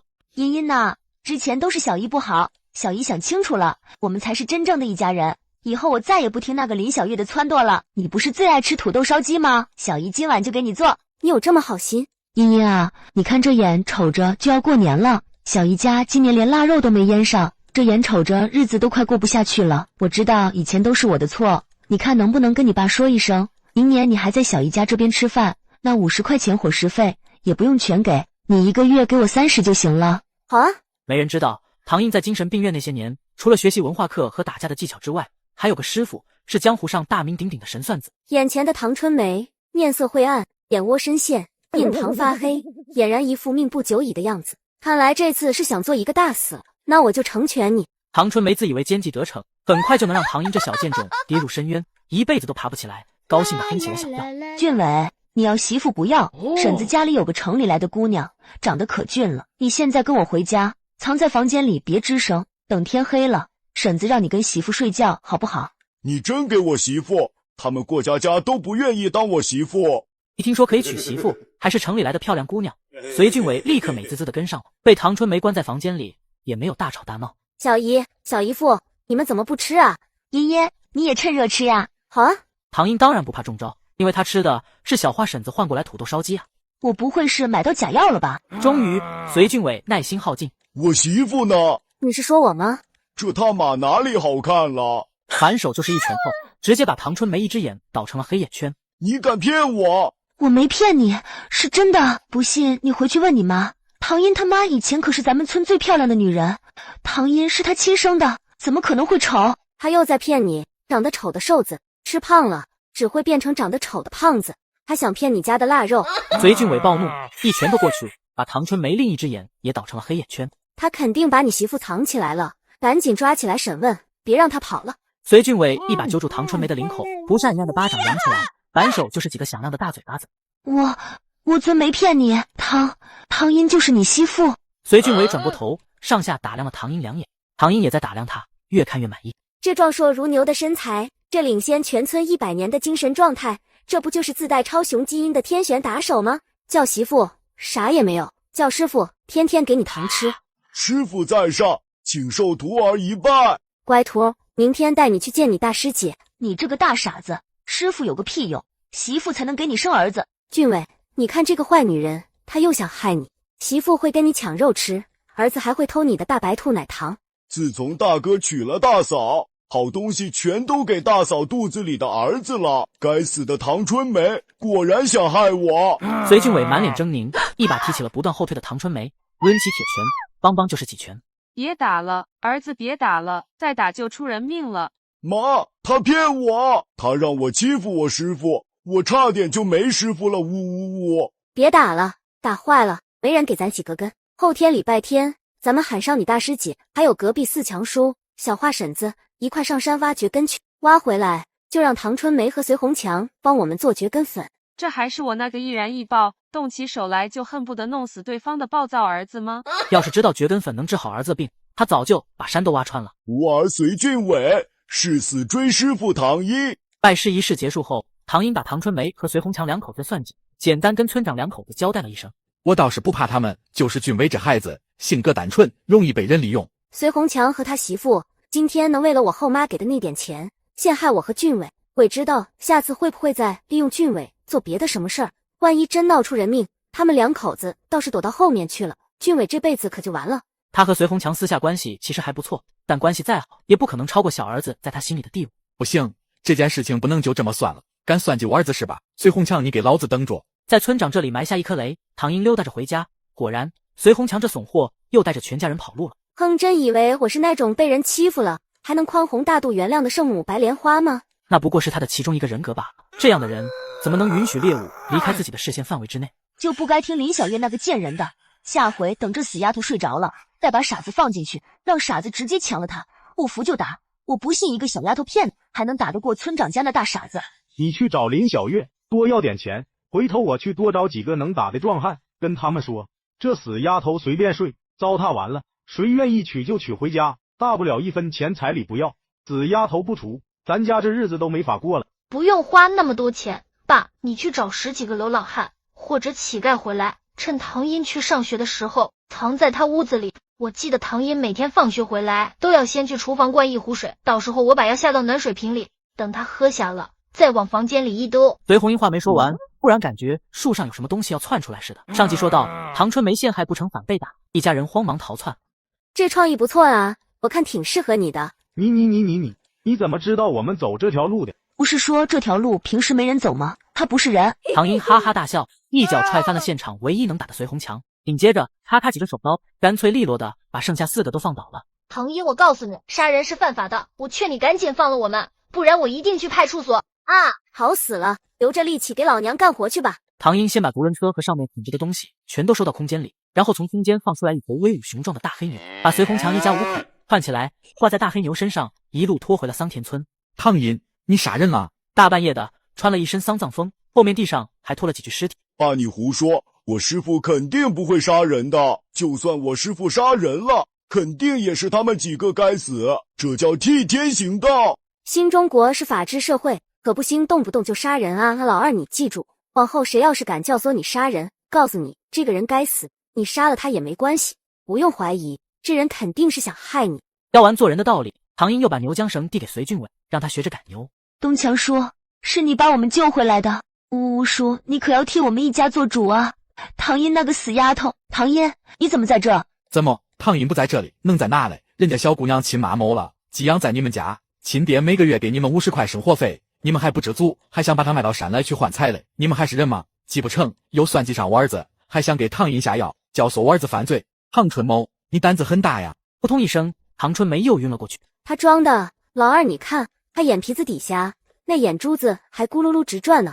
村长亲自报警，村长的儿子作为受害者也勇敢站出来作证。隋红强一家这次是一个没少，全都被派出所带走了。村长看唐英可怜，给分了一间房子，还没住就被人盯上了。哎呀，唐英，你一个小姑娘，一个人住这么大个院子，不会害怕啊？要不我让我闺女搬过来，你俩一块做个伴，她今年也上初一了，回头你们俩还能一块上学放学，多好啊！不好，我梦中好杀人，你要不怕你闺女被我宰了，就把人送过来吧。想骗我，门都没有！屁大点的小姑娘，还梦里会杀人，你杀过人吗？第二天一早，门外就多出2个瑟瑟发抖的女孩。唐英姐，你在家吗？以为唐英故意躲在里面不开门，咬咬牙，隋红霞拽着妹妹隋红花，扑通一声跪在了大门口。这个唐英也太狠心了，她肯定知道我们姐妹俩跪在门口，这么冷的天，居然不给我们开门，这是想冻死我们吗？这一觉，唐英直接睡到了下午2点半。隋红霞姐妹2个是在唐英家门口活活冻晕了之后，被家里人抬回去的。不是，他们谁啊？陈小华面色难看的走了过来，小声把事情经过和唐英说了一下。犯贱都犯到我头上了，这个潘婶有点勇气啊，只可惜惹到我，潘婶算是踢到莱阳钢管了。潘婶正在家里给2个女儿制造伤口，先扇了隋红霞几个耳光，把她嘴角都扇出血，紧接着又拿砖头去砸隋红花的膝盖和小腿。哭哭哭，就知道哭，没用的东西，眼泪给老娘憋住了，等人来了再哭，好好哭，哭得越大声越好。今天你们俩要是住不进唐英家的新房，老娘就让你们去睡狗窝。说着抄起砖头狠狠往隋红花小腿上一砸，只听到一声骨裂的脆响，隋红花小腿骨折，惨叫一声，整个人晕倒在地上。潘婶丢下砖头，在门口和唐英撞了个面对面。上集说到极品邻居道德绑架，唐马楼直接上门算账。潘婶，我太感动了，没想到你是这样的潘婶。听说我今年没种粮，您怕我过年饿着，非要给我送2袋新米。哎呀，这怎么好意思，哪能麻烦您亲自送过去呢？我自己来搬。说着噌的一下窜进潘婶家堂屋，看到唐英进来，隋红霞眼睛一亮，立刻仰着头求助的看向唐英。琼瑶剧女主都没她会哭啊喂。无所谓，唐英一个跨步直接从躺在地上的隋红花身上跨了过去，直奔粮仓。唐英力大无穷，单手拎起潘婶家新打的1袋大米，另一只手拎上1袋小麦，扛在肩膀上就往外跑。你干啥？这是我家的粮食。潘婶，不是你自己说的，可怜我一个女孩子家无依无靠的吗？你放心，以前的我确实无依无靠，不过以后不会了，因为我的依靠就是潘婶你啊。我不是，我没有，那话根本就不是我说的。咱们桑田村谁不知道我家的少人多，每年收的那些粮食，我自己家还不够吃呢，怎么可能把粮食给别人家？那我家也只有那么一间屋子，一张床，怎么可能把唯一的主屋让给别人来住呢？老绿茶，跑到我家门口卖惨，逼我当圣母是吧？来，你先给我打个样呗。乡亲们，刚才潘婶跟我说了，她虽然穷，但也有一颗真诚的爱心。潘婶家还有好几百斤稻谷呢，谁家缺粮，赶紧进去搬呀。潘婶说了，今年借，明年还，不要1分钱利息。唐英，你这有妈生没妈养的小贱种，哪个跟你说我要借粮给村里人？潘婶，啥也别说了，一切都在粮食里。我知道，我什么都知道。潘婶，你就是嘴硬心软，就是古希腊掌管心软的神。你不忍心看到村里人饿着肚子，故意让你家红霞和红花去我家借住。哎，死丫头，你别跑，那是我家刚打的新米啊，留着过年吃的，天杀的，你给我站住！唐英带着他在村里转了一圈，拐了个弯，趁附近没人，直接把2袋粮食往空间里一丢，又回到了潘婶家。你还敢回来？他没话说，唐英可还有话吩咐他呢。潘婶，你快看，我把谁给你带来了？几个穿着破衣烂衫、头发打结、浑身散发着一股臭味的流浪汉出现在潘婶面前。潘婶，我知道你是咱们村最心软、最善良的婶子了。这不，我刚才看到他们几个无家可归，就睡在桥洞下面，太可怜了。这不，我马上就想到了潘婶你。说着，不顾潘婶的抗拒，直接把几个流浪汉安顿在了潘婶夫妻俩的房间。那个唐英他就是个疯子，都把红强一家子送进去了，你怎么敢惹他？我说家里地方不够住，让红霞带着红花去唐英那边住，你不也答应了？自从这几个流浪汉赖在他们家不走，潘婶家的天塌。第二天一早，唐英刚起床，两姐妹又跪在门口。唐英姐，求求你救救我和我妹妹吧！我妈说了，要是你不把那几个流浪汉弄走，就让我和我妹妹一辈子都别回去了。还有10来天就要过年了，爸妈不要我们了。唐英姐，你要是不帮我们，我和我妹就只能吊死在你家门口了。你和你妹妹这么可怜，不是我造成的，是你爸妈没本事，又懒又馋，贪得无厌，才会让你们姐妹俩吃这么多苦的。你不去怪你爸妈，反而来怪我这个受害者隋红霞，你不觉得你有点可笑吗？隋红霞，说白了，你们姐妹还有你爸妈就是欺负我是个外姓人，欺负我没有爹妈护着，以为只要拿捏住了我，就能白住我这新房子，白吃我家的粮食。隋红霞心头狂跳，张口想否认，可看着唐英那双仿佛洞悉一切的眼睛，她一个字都说不出来。无家可归是吧？行，我给你们安排个地儿。你要送我们去哪？放心，亲妈可能会抛弃你们，但祖国母亲永远都不会。说着，不顾隋红霞的挣扎，强行把姐妹俩都拽到驴车上。警察同志，我要举报桑田村隋红斌和潘小娟两口子虐待女儿，为了对我实施敲诈勒索，还把他们亲生女儿的腿给打断了。你们一定要帮这对可怜的姐妹严惩凶手。看着隋红花骨折扭曲，还隐隐散发着臭味的一条腿，警察心里其实已经信了几分。你妹妹的腿是不是你妈打断的？隋红霞下意识地摇了摇头，她不能让自己像唐英那样变成没爹没妈的孩子。好的，警察叔叔，我撤销报警，麻烦你们通知隋红斌和潘小娟来派出所，把他们接回去吧。唐英，你不能走，是你把我们俩送到派出所的，你得把我们带回去。凭什么？是你把我们送到派出所的。哦，我看你们姐妹俩可怜，好心送你们来派出所报案。隋红霞，你记住，一个人不是什么时候随时随地都能遇到好心人的。在警察叔叔这里刷够了好感度，转头唐英就找到潘婶。潘婶呐，我刚才在我家门口捡到了2个没人要的流浪儿，您猜怎么着？我把他们送派出所去了，哈哈。听说现在到处都在抓盲流，搞不好那俩倒霉孩子现在已经被当成盲流送走了。潘婶两口子吓得半死，回村的路上虽然还是满嘴的污言秽语，但到底没敢再对姐妹俩动手了。隋红霞以为自己的好运来了，却没想到当天晚上就出事了。上集说到，隋红霞被唐马楼从派出所逼回家后，立马被流浪汉盯上。半夜的时候，那个经常偷看她的流浪汉撬开柴房的门，死死捂住了她的嘴。隋红霞吓得拼命挣扎，被流浪汉狠狠甩了2巴掌。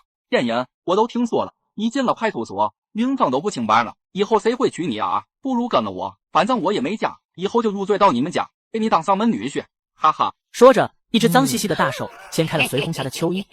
不能就这么认命了，我不能嫁给一个连家都没有的流浪汉。隋红霞从柴火堆里摸索到了一根锋利的竹竿，臭烘烘的嘴贴到自己颈的瞬间，锋利的竹竿深深刺进了流浪汉的脖子，鲜血从颈动脉喷了出来，像喷泉一样喷了随红霞一脸。死丫头，你怎么敢杀人啊？你杀了他，以后还怎么嫁得出去？我要不杀他，今天就要被你们压着嫁给这个要饭的了。天杀的，都怪唐英那死丫头，要不是她把这几个要饭的送到我家，我好好的一个黄花大闺女，怎么会杀人？看着亲妈眼神中藏不住的狂喜，随红霞突然感到一阵悲凉。不是唐英害的，是你们。要不是你们先算计唐英，想霸占他的新房，他怎么会把这几个要饭的送到我们家里？要不是你们打断了妹妹的腿，唐英也不会好心送我们去派出所报案。爸妈，你们别想再拿我去给二哥换彩礼钱了，我就在这里等着派出所来抓我。我就不信谁家会娶一个坐过牢的媳妇。你这个不孝女，你要气死我和你爸啊！吃瓜村民们听到的不是随红霞的哭声，而是潘婶的尖叫声。啊，我的手！一根沾满鲜血的竹竿刺穿了潘婶的手掌。赔钱货，竟然连父母都敢打！这一扁担要是砸到脑袋上，红霞这丫头可就要没命了呢。哟，打着呢，愣着干啥？赶紧砸下去啊！最好一扁担把随红霞砸死，到时候你坐牢，潘婶改嫁，真是双喜临门啊！唐英趴在墙头上，幸灾乐祸地吃着瓜。砸呀，都等着呢！你不是一天到晚嚷嚷着丫头都是赔钱货，只有儿子才能给你养老吗？反正红霞和红花养着也是赔钱，还不如早点弄死。你先把红霞砸死，再一扁担把红花砸死，以后你们家少了两个赔钱货，省老鼻子钱了。是，他是整天嘴上嚷嚷着丫头都是赔钱货，可实际上他比谁都清楚，没了这两个赔钱货，家里好多活都没人干。臭丫头，你故意诓我，你想让我打死这两个赔钱货，然后被警察抓去枪毙是吧？我还真不打了。派出所姗姗来迟，带走了流浪汉的尸体，还有嫌疑人随红霞。这几个人毕竟是唐英招来的，你们两家的私人恩怨，我这个做村长的也不好管太多。但现在村里人都不想让他们几个留在咱们村，唐英这件事情你怎么看？要不就给东强叔一个面子，换个法子折腾红兵一家。村长，你要不要听听你在说什么？唐英很给面子的冲村长点点头。怪不得村长现在跟唐英说话的语气好像就社会的大内总管一样，原来是因为儿子在人家手里。几个流浪汉被村长带着人赶出了桑田村，很快随红霞也被派出所放了出来。她本来就是正当防卫，而且小姑娘还未成年，判刑都判不到她头上去。你要干什么？我们要自己出去住。她算是想清楚了，留在家里，她和妹妹就是家里不要钱的长工，干最多的活儿，吃最少的粮。好，我倒要看看，在外头没吃没喝，你们两个死丫头能撑得住几天？看着潘婶不高兴，唐英就高兴。更高兴的是，有人来传消息，唐春梅和随红强两口子赶了。上集说到，唐马漏得知小姨两口子死讯，高兴的四脚爬地。茵茵呐，叔知道这些年你在红强两口子手底下吃了不少苦头，可俗话说得好，死者为大，红强两口子再不好，这些年毕竟也养育了你一场，回头他们俩下葬的时候，你要是不去，村里怕是有人要骂你忘恩负义了。隋东强是一片好心，他倒也没想让唐英放下仇恨，只是劝他做表面功夫。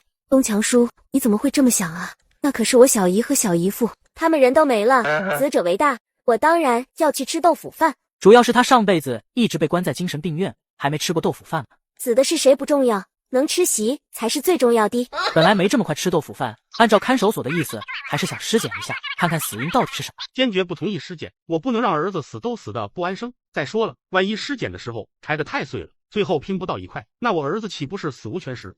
本来随老头想让媳妇尸检的，但打听了一下，尸检还要把衣服脱光，一丝不挂的被男医生们摸来摸去。随老头脸一黑，又给拒绝了。生是我们随家的人，死是我们随家的鬼，怎么能给我们随家抹黑？就这样，随红强和唐春梅不明不白的死了，又不明不白的被拉了回来，入土为安。茵茵呐，你小姨和你小姨夫好歹也养了你一场，现在他们走了，你不说给他们披麻戴孝，这份子钱不能这么少吧？随老头还在旁边唠叨，唐英一把抓回刚才给的9毛1分钱，从里面抽出一张5角、一张2角的纸币，把剩下的2毛1分钱递给负责登记礼账的村民。刚才给错了，我想了想，不能给太多，不然我一个外姓人都给这么多，往后咱们村再有谁家办红白喜事，要是大伙儿都照着我这个标准来，那日子还过不过了？对呀，唐英说的没错，不能给太多，不然唐英一个养女都出这么重的份子钱，我们这些沾亲带故的，以后再去亲戚家吃红白喜面，给的少了，岂不是要被人骂死？关系到自己的钱包，村民们恨不得把唐英给夸上天。隋老太张口就要骂街，唐英单手按在棺材上，似笑非笑的看着2个不要脸的老登。阁下若是不讲理，那么小女也略懂一些拳脚，先翻棺材板，也不过是举手之劳罢了。你敢？小姨、小姨父，你们死得好惨呢！可怜我知道的太晚，都没来得及见二老最后一面，都别拦我，我要见小姨和小姨父最后一面。说着，以迅雷不及掩耳之势，咣当一声掀翻了棺材板，随老头夫妻俩气晕过去，被人七手八脚抬进了屋子。太可怕了，唐英简直就是个魔鬼。唐英吃饱喝足，刚想拍拍屁股走人，就看到村长着急忙慌过来。银银，快跟我进城，你爸上吊自杀了。啥玩意儿？我又要吃豆腐饭了。隋东强差点给他跪了。姑奶奶，那个不一样，那是你亲爹，这回你不是吃豆腐饭的了，你压的是拌豆腐饭的。不办，收这1毛2毛的礼金，还不够买肉买菜的，给他拌豆腐饭，岂不是要我自己倒贴钱？唐继军要是听到这句话，保不好会在太平间里诈尸。不会是祖坟出了什么问题吧？怎么今年一年进局子给村里人办丧事的数量，比之前3年加起来还要多？唐英在医院看到了亲爹的遗体，没想到原著里把徐家珍和唐一母女害得那么惨的绝户男，居然就这么不明不白的死。等等，唐继军又不止我一个女儿，不是还有唐静婷和唐卫华吗？怎么不让他们俩来处理后事？我们找过，但唐静婷说她不是唐继军亲生的，唐卫华还在上学，他们都让我们来找你。啧，唐继军啊，唐继军，你丫的估计到死都没想到，生前捧在手心里当宝一样的一双儿女，等你死了之后，连替你收尸都不愿意，最后还不是要指望我这个被遗弃在乡下的亲生女儿？不过他可不是什么以德报怨的大善人。这一刻，唐英体内的恶魔基因开始蠢蠢欲动。爹，我知道你生前做了那么多错事，对不起我娘，也对不起国家和人民。你放心，我一定会完成你最后的遗愿，让你为国家和人民赎罪。不完，他以家属的名义把唐继军的遗体捐献给医学院，让唐继军同志成为一名光荣的大体老师。摊上唐英这个亲闺女，可真是唐继军的报应啊！唐英总算是过了个耳根清净的新年，并且因为亲爹的遗体已经被捐出去了，连丧事他都没给他办。别问，问就是死者家属，实在是太悲痛了，悲痛到一口气炫了半锅老肉汤。唐英无聊，带着徒弟们抓麻雀玩呢，可惜战绩不行。师傅，你不是有钱吗？咱去找隋俊成买点呗。他抓麻雀可厉害了，有一次我看到他在山里架了渔网，一下子就抓了100多只麻雀。麻雀在这个时代还不是保护动物，而是四害。师傅只是想吃一顿烧烤，他又不是想要天上的月亮，必须安排。师傅，听说俊成哥的父亲是战斗英雄，在战场上牺牲后，怀孕的妻子突然受到刺激，一尸两命，只留下当时才7岁的大儿子隋俊成。抚恤金被大队长一家抢去，看着是对俊成哥好，实际吃绝户，连房子都霸占了。那他就吃了这个哑巴亏？怎么会？俊成哥厉害着呢，他都把大队长给整得干不下去了，哈哈。细说。崔俊伟一路走一路说，到了隋俊成家附近的时候，唐英已经在脑海里勾勒出了一个男版绿茶黑心白莲花的人物形象。俊成哥，我给你揽了个生意。听说鼻梁高挺的男人，那方面能力也很强，嗨嗨。唐英在观察隋俊成的时候，隋俊成也在看他。这丫头不是什么好鸟，但看着这张脸，总是容易让人忘记他的丰功伟绩。听到隋俊伟在那叽叽喳喳的说，唐英想找他买点麻雀烤着吃，隋俊成痛快点头。好，下午去抓。公婆把你养这么大，还真是养了一头白眼狼，有好东西不给自家人，反倒给一些不相干的外人。隋俊成，你大哥说了，今年轮到在你家过年，让我来看看你家这年夜饭准备的咋样了。这人谁啊？师傅你不记得了，他就是大队长家的大儿媳妇，按辈分，俊成哥要叫他大嫂的。哦，懂了，又是吃绝户那一家子极品啊。不用麻烦大嫂了，今年我不在家过年。什么？你不在家过年？去哪过年？教我打猎的老猎户前阵子上山打野猪，摔伤了胳膊，不能烧饭。我答应他了，等年糕打好就去山里陪他过年，顺便帮他做个饭啥的。我看你就是故意的，你要去山里陪老猎户过年也行，但今年轮到你家置办年货，这腊鱼腊肉、鸡鸭肉蛋，还有米面粮油、瓜子糖果之类的，你得置办好。对了，你去山里过年，这家里也没个看门的，我们2家就搬过来帮你看家好了。安家，别是想趁机监守自盗吧？看家就不麻烦大嫂了，我找人帮我看家了。谁？俊伟啊。我不是，俊成哥你啥时候？隋俊伟刚想开口否认，隋俊成一个眼神过来，唐英立刻踢了傻徒弟一脚。没错，我要办个寒假补习班，我家地方小，刚才已经跟俊成哥说好了，从明天开始一直到正月16都要借他家堂屋上课。你胡说，谁家大过年的不走亲戚，来你这补课？什么补课？实话告诉你，我们就是随便找个借口出来玩罢了。走亲戚有啥好玩的？小孩子又不能上桌吃饭，给亲戚磕头拜年的时候，磕头叫我们上，红包拿到手，还没焐热呢，就叫爸妈收走了。大嫂气急败坏的跑了，估计是回去搬救兵去了。算我欠你一个人情，麻雀的钱不用给了。啊，那我请你吃烧烤。咦，你家这风干鸡还有风干野兔卖不卖？隋君城点了点头，说了一个价格。那先来2只风干鸡，4只风干野兔，还有那个什么腿，也来2根我尝尝。隋君城把东西取下来，拿了一干净的麻袋，他装好。晚上去你家吃烧烤，也不能白吃你们的，这算是我搭伙的。唐英带着徒弟回家后，几人正开心的吃着烧烤，就看到小花婶子着急忙慌的跑过来。茵茵，快别吃了，你那个小后妈带着她那俩孽种回村跟你抢家产了。啥玩意儿？唐继军还有家产？唐英也惊呆了。不能够啊！当初我在唐家陵园购的时候，明明已经把唐家刮地3尺，恨不得老鼠洞都挖开检查一下，怎么可能还有漏网之财？所以林小月想回村继承什么，总不能是继承唐继军家那几亩地吧？别说，还真叫唐英猜中了。村长，虽然我只是后妈，但后妈也是妈呀。唐英他爸没了，我这个后妈于情于理也应该替亡夫照顾好继女。你确定？林小月被村长问的心里直打鼓，但他已经没有退路了。好言难劝，该死的鬼！你们3个要自己送上门找孽，那就不关我的事了。爸，你老糊涂了。师傅那个后妈不是什么好东西，她以前还欺负过师傅，把师傅一个人丢在亲戚家吃苦。他们在城里享福的时候，没想到师傅现在落魄了，在城里混不下去了，反倒舔着脸想住到我师傅家，不要脸。隋东强深呼吸一口气，强忍着告诉自己，宝贝儿子刚有点好转，要鼓励，不能打击。他们不是想住新房子吗？你让你后妈回去跟你奶说，让他把老房子的宅基地拿出来，跟村的换一下。我想办法把知青店另外几间房也给你家。你奶都半截入土的人了，还有几个年头好活的。至于你后妈跟他那俩小崽子，以你的本事还治不住他们，等把人收拾怕了，他们跑回城里去，到时候整个知青店都是你的。唐英露出了猥琐的笑容。本来打算等以后回城再慢慢收拾仇人，但既然你们自己主动上门求虐，我又怎么忍心拒绝呢？茵茵呐，我知道以前是我对不住你，以后一定把你当亲闺女疼爱，还让你继续上学。我师傅本来就能上学，他期末还考了全年级第1名呢，用得着你发话才能上学。村长老儿子这是突然脑子开窍了，怎么嘴皮子突然变得这么利索了？什么？唐英考了全年级第1？不就是个乡下中学，估计一个年级也没几个人，平时还要回家干活，根本没时间学习。这种学校你去了也能考第1。在村长不怀好意的调解下，唐英终于勉为其难的原谅了后妈以前对自己的苛待。东强叔，你是知道的，当初我从小姨家搬出来的时候，因为就我一个人，身上也没什么钱，村里就只给了我1间房。现在一下子多出来3个人，我那房子也住不下呀。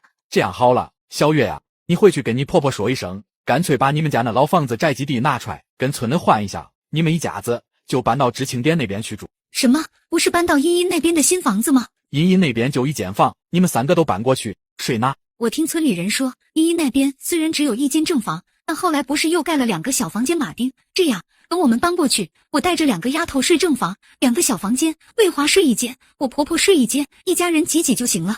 东强叔，明天就是年30了，不是说正月里不能搬家吗？不如先让小妈他们住进来，等过完年把房子给换了，到时候咱家花钱把隔壁3间房修一修，再让小妈他们搬过去。隋东强心里疑惑，但想到唐英这丫头不好惹的样子，心里已经迫不及待想吃瓜了。老娘才是一家之主，这位置轮得到你来做。唐英这个野种，他怎么敢？迅速从地上爬起来，唐卫华抄起旁边的小板凳，就想往唐英头上砸过去。卫华不要！板凳还没落到唐英头上，就被他一个飞踹，连人带板凳踹出家门。儿子！林小月和唐静婷冲了出去，过了好一会儿，俩人才把奄奄一息的唐卫华搀扶进来。卫华刚从学校回来，不知道咱家的情况，我回头一定和他说清楚。茵茵，他毕竟是你同父异母的亲弟弟，看在你爸的面子上，能不能让他躺床上吃个年夜饭？躺床上？咱家哪有床？你房间里不是有1张大床吗？那是我的床，你敢让这个臭男人躺上去试试？那我爹睡哪儿？不是说了吗？这间房是村里分给我的，你们甭想惦记，这可是你妈亲口跟村长说的，会拿唐继军祖上留下的老房子跟宅基地换知青点这几间房，我特意帮你们跟村长求了情，让你们先住过去，等过完年再让老太太也搬过来，把老房子腾出来还给村里。什么？你让我们住隔壁知青点？那边几间破房子连门窗都没有。怎么没门窗？前几天我们在那边玩荒野求生的时候，还拿毛竹做了新门窗呢，真是便宜你们了。本来那边是真的没有门窗的。为什么我妈就没有像唐英的生母那样给女儿留下咱辈子都花不完的嫁妆。如果是我拿到了徐家珍留给唐英的嫁妆，一定不会留在乡下，守着几间破房子。林小月母女俩心怀鬼胎，一心图谋唐英的嫁妆，哪怕唐卫华差点被唐英一脚踹死，也不敢当面跟他翻脸。等等，隔壁怎么还有人？你们怎么还在这？这几间房，村长已经答应换给我们家了。麻辣隔壁的，你说是你的，就是你的。房契呢？地契呢？村长答应你们的，我怎么没听说？有本事你们让村长来赶我走啊！村长来了我才走，村长不来，你算哪根葱？哼，不要闭脸的玩意儿！一个抢别人亲妈的男人，一个抢别人闺女的男人，你们母女俩不会是母狗转世吧？路上看到一坨热乎屎，都想凑上去尝尝咸淡。林小月被他骂得面红耳赤，唐静婷气红了眼，冲过来就想给隋红霞一巴掌。唐静婷被锁红花的拐杖搬了个狗吃屎，一头扎进装满了猪大肠的木盆里。静婷，唐静婷已经疯了，双手疯狂扒拉着脸上和头上的猪粪。贱人，我要杀了你，我一定要杀了你！不杀了你都便宜了你，我要找10个流浪汉把你糟蹋了，再丢到大粪池里活活淹死。他不知道流浪汉3个字就是隋红霞姐妹俩最大的孽。唐静婷哪怕换个威胁的话术，找人把她大卸8块也不会让隋红霞发疯。而现在后悔也已经来不及了。上集说到季姐恶语伤人，惹怒隋红霞。你再说一遍。林小月一把拉住唐静婷，往后退了几步。那个大过年的，有话好好说，都是一个村的，何必动刀子呢？唐静婷见他妈居然在一个村姑面前怂了，当场气炸，一把甩开林小月的手，冲上去就想扇隋红霞巴掌。隋红霞冷笑一声，手起刀落，只见林小月手上的皮肉外翻，鲜血四溅，多了好几道长长的血痕。隋红霞这个疯子是真的想杀我，要不是我狠狠拽了一把，那把菜刀恐怕已经砍到静婷脑袋上了。果然，能和唐英玩到一起的都不是什么好东西。母女2下得赶紧落荒而逃。妈，咱回奶奶家吧。林小月一点也不想跟那个死老太婆住一起。年轻的时候，老太婆就不喜欢我，不然也不会撺掇着让唐继军娶徐家珍那个女人了。敲门，我还就不信了。后妈也是妈，谁家大过年的把自己妈赶出家门，说出去不怕被村里人戳几两骨？林小月冲上去，狠狠砸门。开门，快开门！唐英，我知道你在里面，别躲在里头不吱声。我知道你在家，你开门呀，开门呀！哎呀！一根火把突然从门缝里伸出来，当场就把林小月精心打理的齐刘海给撩糊了。啊，我的头发！哈哈，怪不得这老绿茶一把年纪还留着刘海，没了刘海护体，从前面看真的好像秃了，哈哈哈。唐英，我跟你拼了！林小月又羞又气，刚想扑上去挠他，就被唐英一脚踹飞。我说了，家里住不下，要么你们就住隔壁，要么就去找老太太。师傅，玩火把，偷青去啊！走走走，我还没玩过偷青呢。偷谁家的？唐英美滋滋的追赶大部队去了，只留下林小月一家3口，伤的伤，残的残，秃的秃，要多惨有多惨。龙生龙，凤生凤，老鼠的儿子会打洞，一个整天把心思放在抢男人上面，没有家底子，又没有真本事的小三，能养出什么好东西？看到林小月母子3个伤的伤，残的残，饿得直打摆子，老太太差点高兴的笑出声来，然后指了指桌上已经凉掉的年夜饭，让他们自己热热，吃完把桌子搬到一边，正好腾出地方打地铺。哈哈，莫欺少年穷，妈你等着，早晚有一天我要让这老东西跪下来给你洗脚。妈只有你们了，你们2个以后可一定要给妈争气啊！唐英笃定了这母子3个一定会来投奔唐老太，悄悄潜入唐家老宅，钻进厨房，拿着毒草药汁就是酷一顿死。这可是我找了好几天才在空间的山上找到的宝贝呢，只要一滴水那么多的汁液，就能让一个成年壮汉当场昏迷。你们3就好好享受吧，嘿嘿。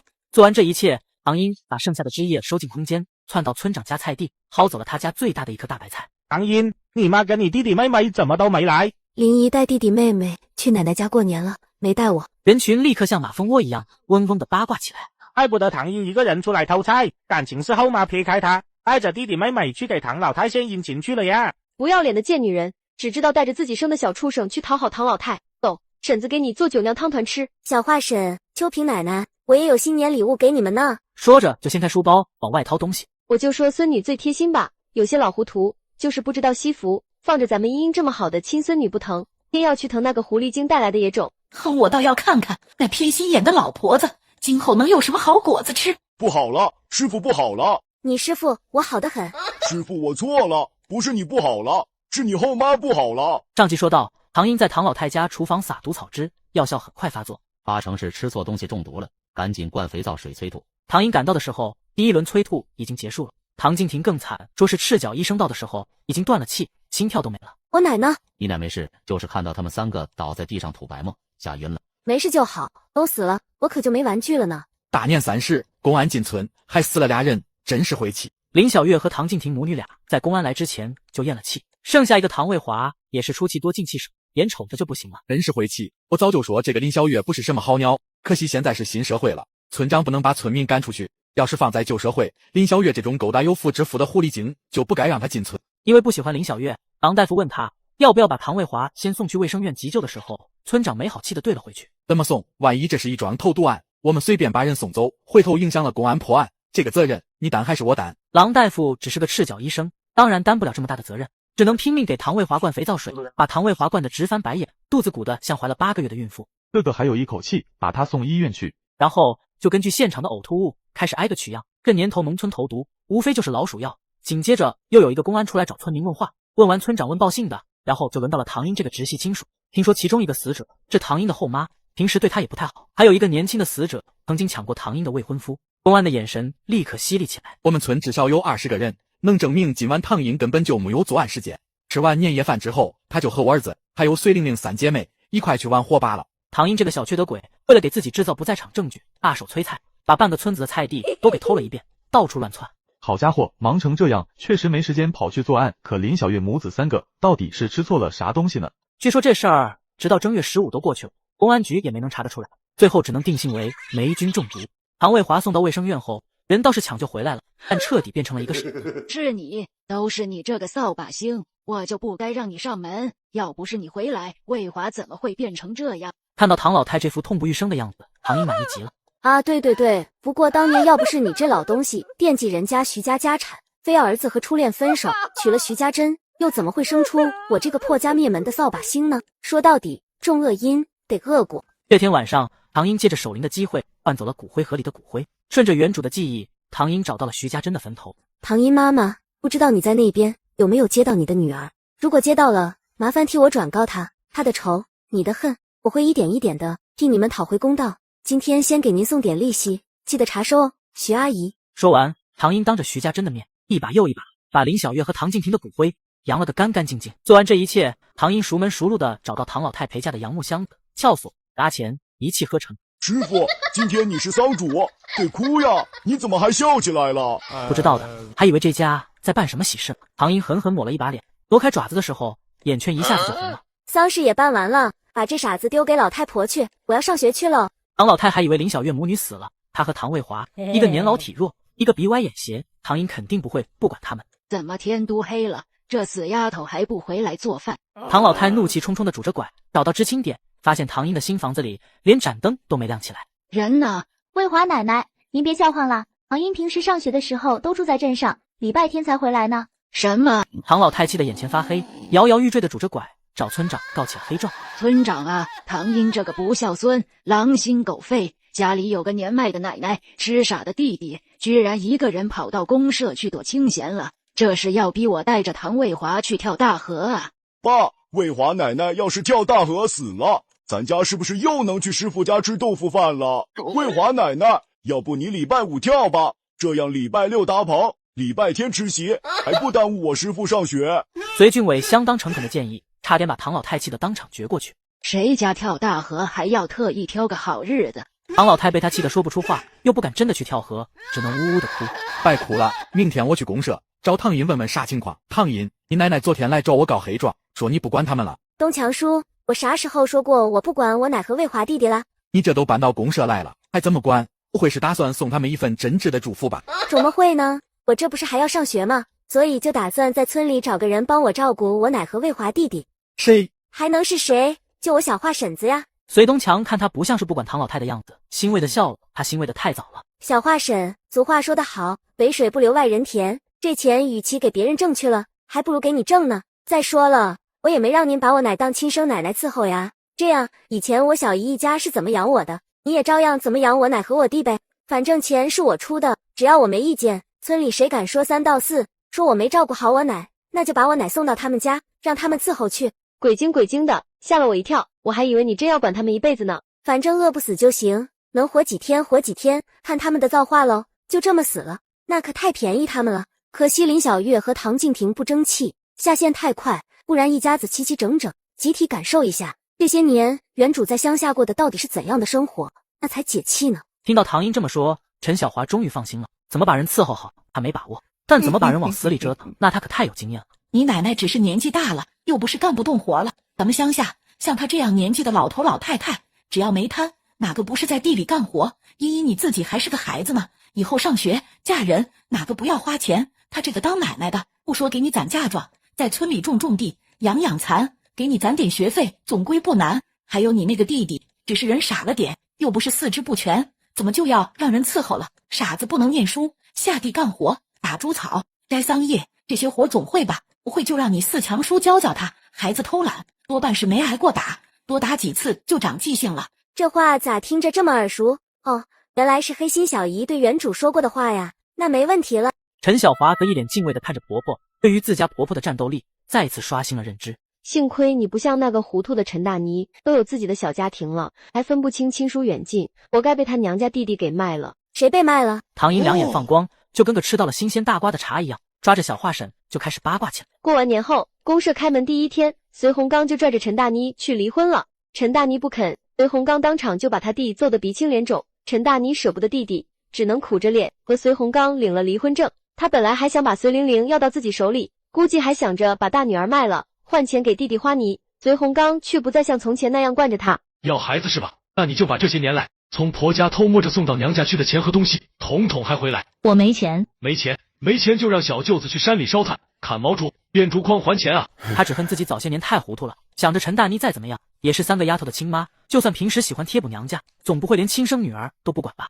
隋家3姐妹越过越好，陈大妮在娘家的日子却是苦不堪言。你个吃白饭的有什么用？赶紧去把碗洗了。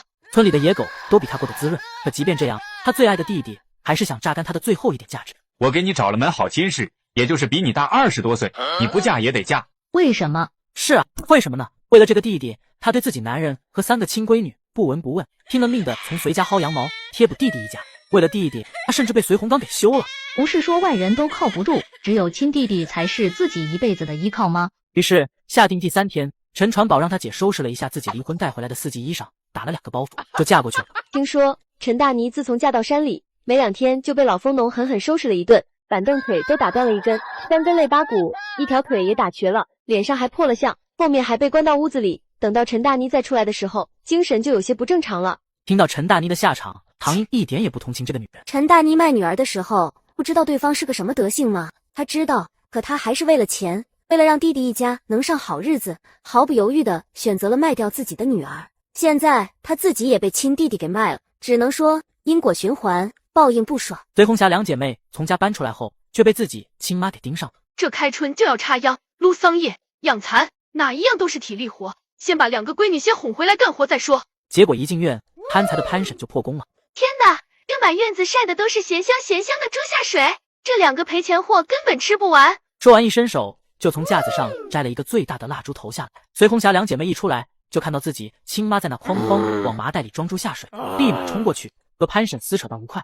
果然是赔钱货，还没嫁人就吃里扒外，弄了这么多肉，也不知道送点回家孝敬亲爹亲妈，偷偷藏着，是想送给哪家的野男人？你撒手！这些猪下水不是我们的，是唐英家亲戚让我们帮忙腌的。你把东西拿回家吃了，我和红花拿什么给人家？这猪下水又洗又切的，也没个准数，人家也不知道能洗出来多少斤呀。这样妈也不全拿，你去厨房拿把菜刀过来，妈从上面割几块下来，反正晒干了人家也看不出来，咱家还能吃上不要钱的肉，多好。隋红霞想都不想就拒绝了。要是第一次给唐英干活就偷人家的猪下水吃，万一被唐英知道了，往后我还怎么好意思见唐英？哪有这样做人的？想到这里，隋红霞狠狠推开潘婶，把他手里的麻袋抢了过来。潘婶打了一巴掌，还觉得不解气，扬起胳膊还想接着扇。婶子，你说说，你怎么就不长记性呢？你家红霞都说了，院子里这些猪下水都是我的，你连我的东西都敢抢。说完一个大逼斗，当场就把潘婶半张脸给扇肿了，牙齿都打掉了1颗。小华，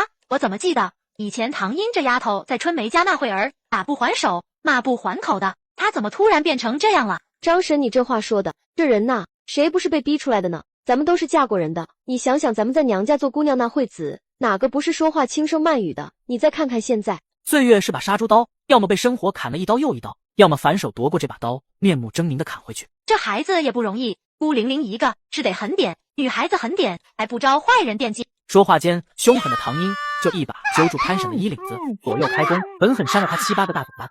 依依娜，你不看僧面看佛面，这潘婶好歹也是红霞的亲妈，你把她亲妈给打了，往后这好姐妹可是要成仇人了呀！敢偷我的东西，别说好姐妹，就是亲姐妹，我也照样打得她满地找牙。唐英想揍哪个就揍哪个，她对我和我妹有恩，别说揍我妈了，就是揍我自己，我也不带还手的。俨然一副唐英脑残粉的样子，吃瓜村民们都无语了。老娘当初就不该生你，我就该听你奶的话，一生下来就把你按到尿桶里淹死。说的好像谁稀罕投胎到你肚子里一样，我要是早知道要投胎到你肚子里，我还不如烂在阴曹地府呢。死丫头，你给老娘等着！潘婶赶紧爬起来，一溜烟跑了出去。这是还想来偷我的肉？一场闹剧就这么结束了，但仿佛又没有结束。从随红霞这里出来后，蹦到了二徒弟，这脸上怎么多了几道抓痕？看到唐英，村长夫妻俩眼泪都快出来了。唐英啊，俊伟被人欺负了。前几天村里一个新嫁过来的小媳妇去大河边洗衣裳的时候，不小心踩空掉了进去。俊伟路过下去救人，那死老太婆非说俊伟脱光了衣裳下河，根本就不是为了救人，是想祸害他媳妇。被死老太婆闹花了脸，那小媳妇也不是个东西。俊伟好心把她救上来，他怕万一承认是俊伟救了他，到时候婆家要准备谢礼去我家道谢，回头又把这笔账算在他头上，居然哭哭啼啼地说他本来好好的在河边洗衣裳，这俊伟突然脱了衣裳要过来摸他，为了保住清白，他才跳进河了的。婆媳俩一唱一和，仗着俊伟是个傻子，什么屎盆子都往他头上扣。俊伟一着急就说不出话，好心救人，却被婆媳俩诬陷成了流氓，一气之下就把小媳妇跟她婆婆按在地上揍了个半死。听说那个婆婆满嘴的牙都被俊伟打掉了。儿子做好事救人，村长骄傲；儿子做好事被人讹上了，村长头疼。上集说到，二徒弟好心救人被讹，随俊伟父母找唐英告状。茵茵，你见识比曙光，你说有啥活这我家俊伟能干的，又不用跟人打交道呢？他就是随口发发牢骚，没想到唐英居然真给随俊伟找了个不用跟人打交道的活，就是可能需要跟鬼打交道。哈，啥玩意儿？我打算在梁站家属院开个代销点，其实就是假装给亲戚帮忙卖东西，把他空间里那些库存都倒腾出去。但他自己目前还要上学，没时间整天待在家属院。这死小子让他每天绕着村子跑20圈，他倒好，居然偷懒跑去救人，可见浑身的牛劲是真的使不完。既然如此，那就去给我当苦力吧。听说儿子要住在一间死过人的房子里，村长和老婆都有些犹豫。每个月18块钱工资，包吃住，年底双薪。村长表情瞬间坚定起来。去上工，伟大领袖教育我们，世界上根本就没有鬼，只有旧社会被毒害的劳苦大众。我们就是要把旧社会的鬼变成新社会的人，那可是18块钱工资，梁站的正式工一个月才拿16块8毛钱呢，自舍侮辱一下，我儿子岂不是比梁站正式工还吃香？就这样，脸上还挂着几道爪痕的随俊伟莫名其妙就得到了一份工作。茵茵这孩子可怜啊，无父无母的，学费都是他自己一点点攒下来的。这不，茵茵他姥爷那边的亲戚看他可怜，偷偷给他弄了点稀罕货，让他拿回来卖一卖，赚的钱赞助做学费。正好我儿子在家闲住谋事，就让他来给茵茵帮个忙。村长不动声色地帮唐英打了个广告，结果就是唐英放学刚回来，就有一堆人围上来问他打算卖啥东西。能卖啥我现在也不知道，亲戚给啥我卖啥吧。明天晚上我亲戚送东西过来，后天一早代销点开门，到时候欢迎大家多多捧场哈。第二天下午，果然有几辆牛拉的板车驮着一堆东西进了家属院。猪板油，不用排队的猪板啊！羊肉啊，唐英家亲戚可真有本事，居然能搞到这么新鲜的羊肉。小张老师，我明天要回娘家，正好想给娘家人带点东西，你看能不能别等明早了，今晚先让我买点。那就先给咱们家属院挑，回头大伙儿吃着好，也帮我跟亲戚们宣传宣传哈。一定一定。然后人们就一窝蜂抢了上去。排队，一个个来，不许抢啊！我是售货员，不许挠我，嘤哦！一会儿功夫，唐英喊话喊得嗓子冒烟，随俊伟挑东西累得脑袋冒烟，师徒俩忙了2个小时，净赚529块3。师傅，你快把钱收好，回头搁屋子里找地方挖个洞，把钱藏起来。我听说公社这边有好多喜欢偷鸡摸狗的二流子，要是被人撬锁偷了就完了。唐英立刻兴奋，很多二流子，我怎么一个都没碰到？俊伟，你知道怎么把他们引出来吗？完了，赚的太多，师傅他老人家好像高兴疯了。钱是赚到了，就惹得一些小心眼的亲戚们眼红了。很快，唐英就被举报了。你们班那个唐英怎么回事？上次就有人写匿名信举报他，说他在班里收取同学好处，给同学补习功课。不是我说，同学之间互帮互助是应该的，怎么能收钱呢？还有这个，你自己看看，都初3下学期了，正事不做，居然跑去倒卖物资。他要是不想上学，趁早收拾书包滚蛋。即说道，唐英卖货赚钱，遭人眼红，被举报到公社。唐英要是滚蛋了，这荣誉谁去领？什么荣誉？卧槽，这是 RM 日报给咱们学校的回信。不是给咱们学校的，是给唐英同学的哦。夹在信封里的还有一张稿费单，您可别给他弄掉了。哦，我看看，我还没看到过 RM 日报的稿费单呢，哈哈。快，孙老师，赶紧做个横幅挂起来。我想想，就写恭喜我校唐英同学著作登上 RM 日报。还有，快叫人去县城，去新华书店多买几份报纸，贴一张放在咱们学校公告栏，学校档案室收藏一份，给教育局送一份。等等，教育局那份我亲自去送。培养学生的时候没见着你，抢功劳的时候比谁都跑得快。人家小唐同学不就是把亲戚家吃不掉的土特产拿出来，跟家属院的邻居们分了分，这怎么能叫倒卖物资呢？公社领导仿佛集体换上了斜视。你们又没有证据，上下嘴皮子一碰，我们怎么知道真假？唐英这边光荣领奖，唐老太那边又告到村长家去了。村长啊，陈小华肯定是贪了唐英给他的伙食费，要么就是唐英那死丫头跟陈小华狼狈为奸，故意给我们吃猪食，不把我们当人看啊！你可要为我做主。嘿，贱命一条，还想去考大学？要我说，就该趁早把唐英那死丫头叫回来，先伺候我2年，等年纪到了，嫁出去换笔彩礼，回头给我大孙子娶个媳妇，传宗接代，那才是唐英这丫头片子该做的正经事。你就是小唐同学的奶奶？我就是唐英的奶奶，亲生的，那丫头就是条养不熟的白眼狼，放着我这个亲奶奶不孝顺，反倒把陈秋平那个老东西捧上了天。哎呦喂，我养他这么大，连双袜子都舍不得给我买，倒是给陈秋平那老东西买了新鞋新袜子，还给做了一身崭崭新的的确凉褂子。唐英在唐春梅家被虐待那些年，你一直不闻不问的装死，再到去年过年，唐英穿的跟个小叫花子一样，是秋平奶奶好心拿出私房钱和自己剪的新棉花，给唐英做了一身过年的新衣裳。桩桩件件说的唐老太面红耳赤。说子孙不孝之前，最好先反省一下，看自己是不是不辞在先。你要是再敢说什么让孙女辍学回家，给弟弟换彩礼，可就别怪公社抓你做典型，送到打谷场去批评教育了。唐老太一听公社干部要抓他去批斗，跑得连命都不要了。所以东强同志组织上对唐英同学的生活和学习非常的关心，公社希望你们桑田村能稳住唐英同学的大后方，让他全力以赴，安心备考。请组织放心，保证完成任务。公社领导走后，唐英就找上了村长。东强叔，之前我后妈跟村里说好的，想把唐家老宅子的宅基地跟知青点换一下，现在还能换吗？别人不一定，殷殷相换，一句话的事。嘿嘿，那就趁现在大伙儿都在忙着春耕，没人说闲话，赶紧换过来吧。唐老太正在家里嘀嘀咕咕的咒骂唐英，突然就听到了一个好消息和一个坏消息。我回村了，就把你和唐卫华一块接过去享福。不过小华婶子要忙春耕，伺候你们2个的人就变成随红霞姐妹俩喽。随红霞那可是个连自己亲妈都敢砍的女疯子，我不去，我就在我自己家待着。唐英拿了一卷麻绳，直接把人捆在一张带靠背的竹椅子上，随俊伟扛起来就跑。唐卫华这个傻子就更好办了，唐英抓了2个水果糖出来，在前面吊着，就跟拿胡萝卜吊毛驴一样，把人给吊到了知青点。死丫头，那是你爷爷留下的老宅子，你怎么敢把我们唐家的老宅子卖了？不是我卖的，是林姨生前跟村里说好的。奶奶，死者为大，你就当替林姨完成生前的遗愿吧。你也不想她死不瞑目，半夜来找你吧。知青点，随红霞已经把隔壁的房间收拾出来了。乍一看，这间房收拾的挺不错，门窗家具什么都齐全，而且还都是新的。实际窗户是拿塑料布钉死，新做的竹椅和竹凳，还有尿桶的边缘毛刺都没打磨掉，坐上去那叫一个酸爽。干得不错哦，以后继续保持，给你加工资，他俩的口粮我单独给你，每个月5块钱的护理费，我先给2个月的，这是奖金，都拿着，你好好伺候他们俩，奖金大大的哟，懂？马上端午到了，什么蛇虫鼠蚁都出来了，要不要给他俩也来点？来点，我加钱。如今这一切可要轮到唐老太还有林小月的亲生儿子好好享受了。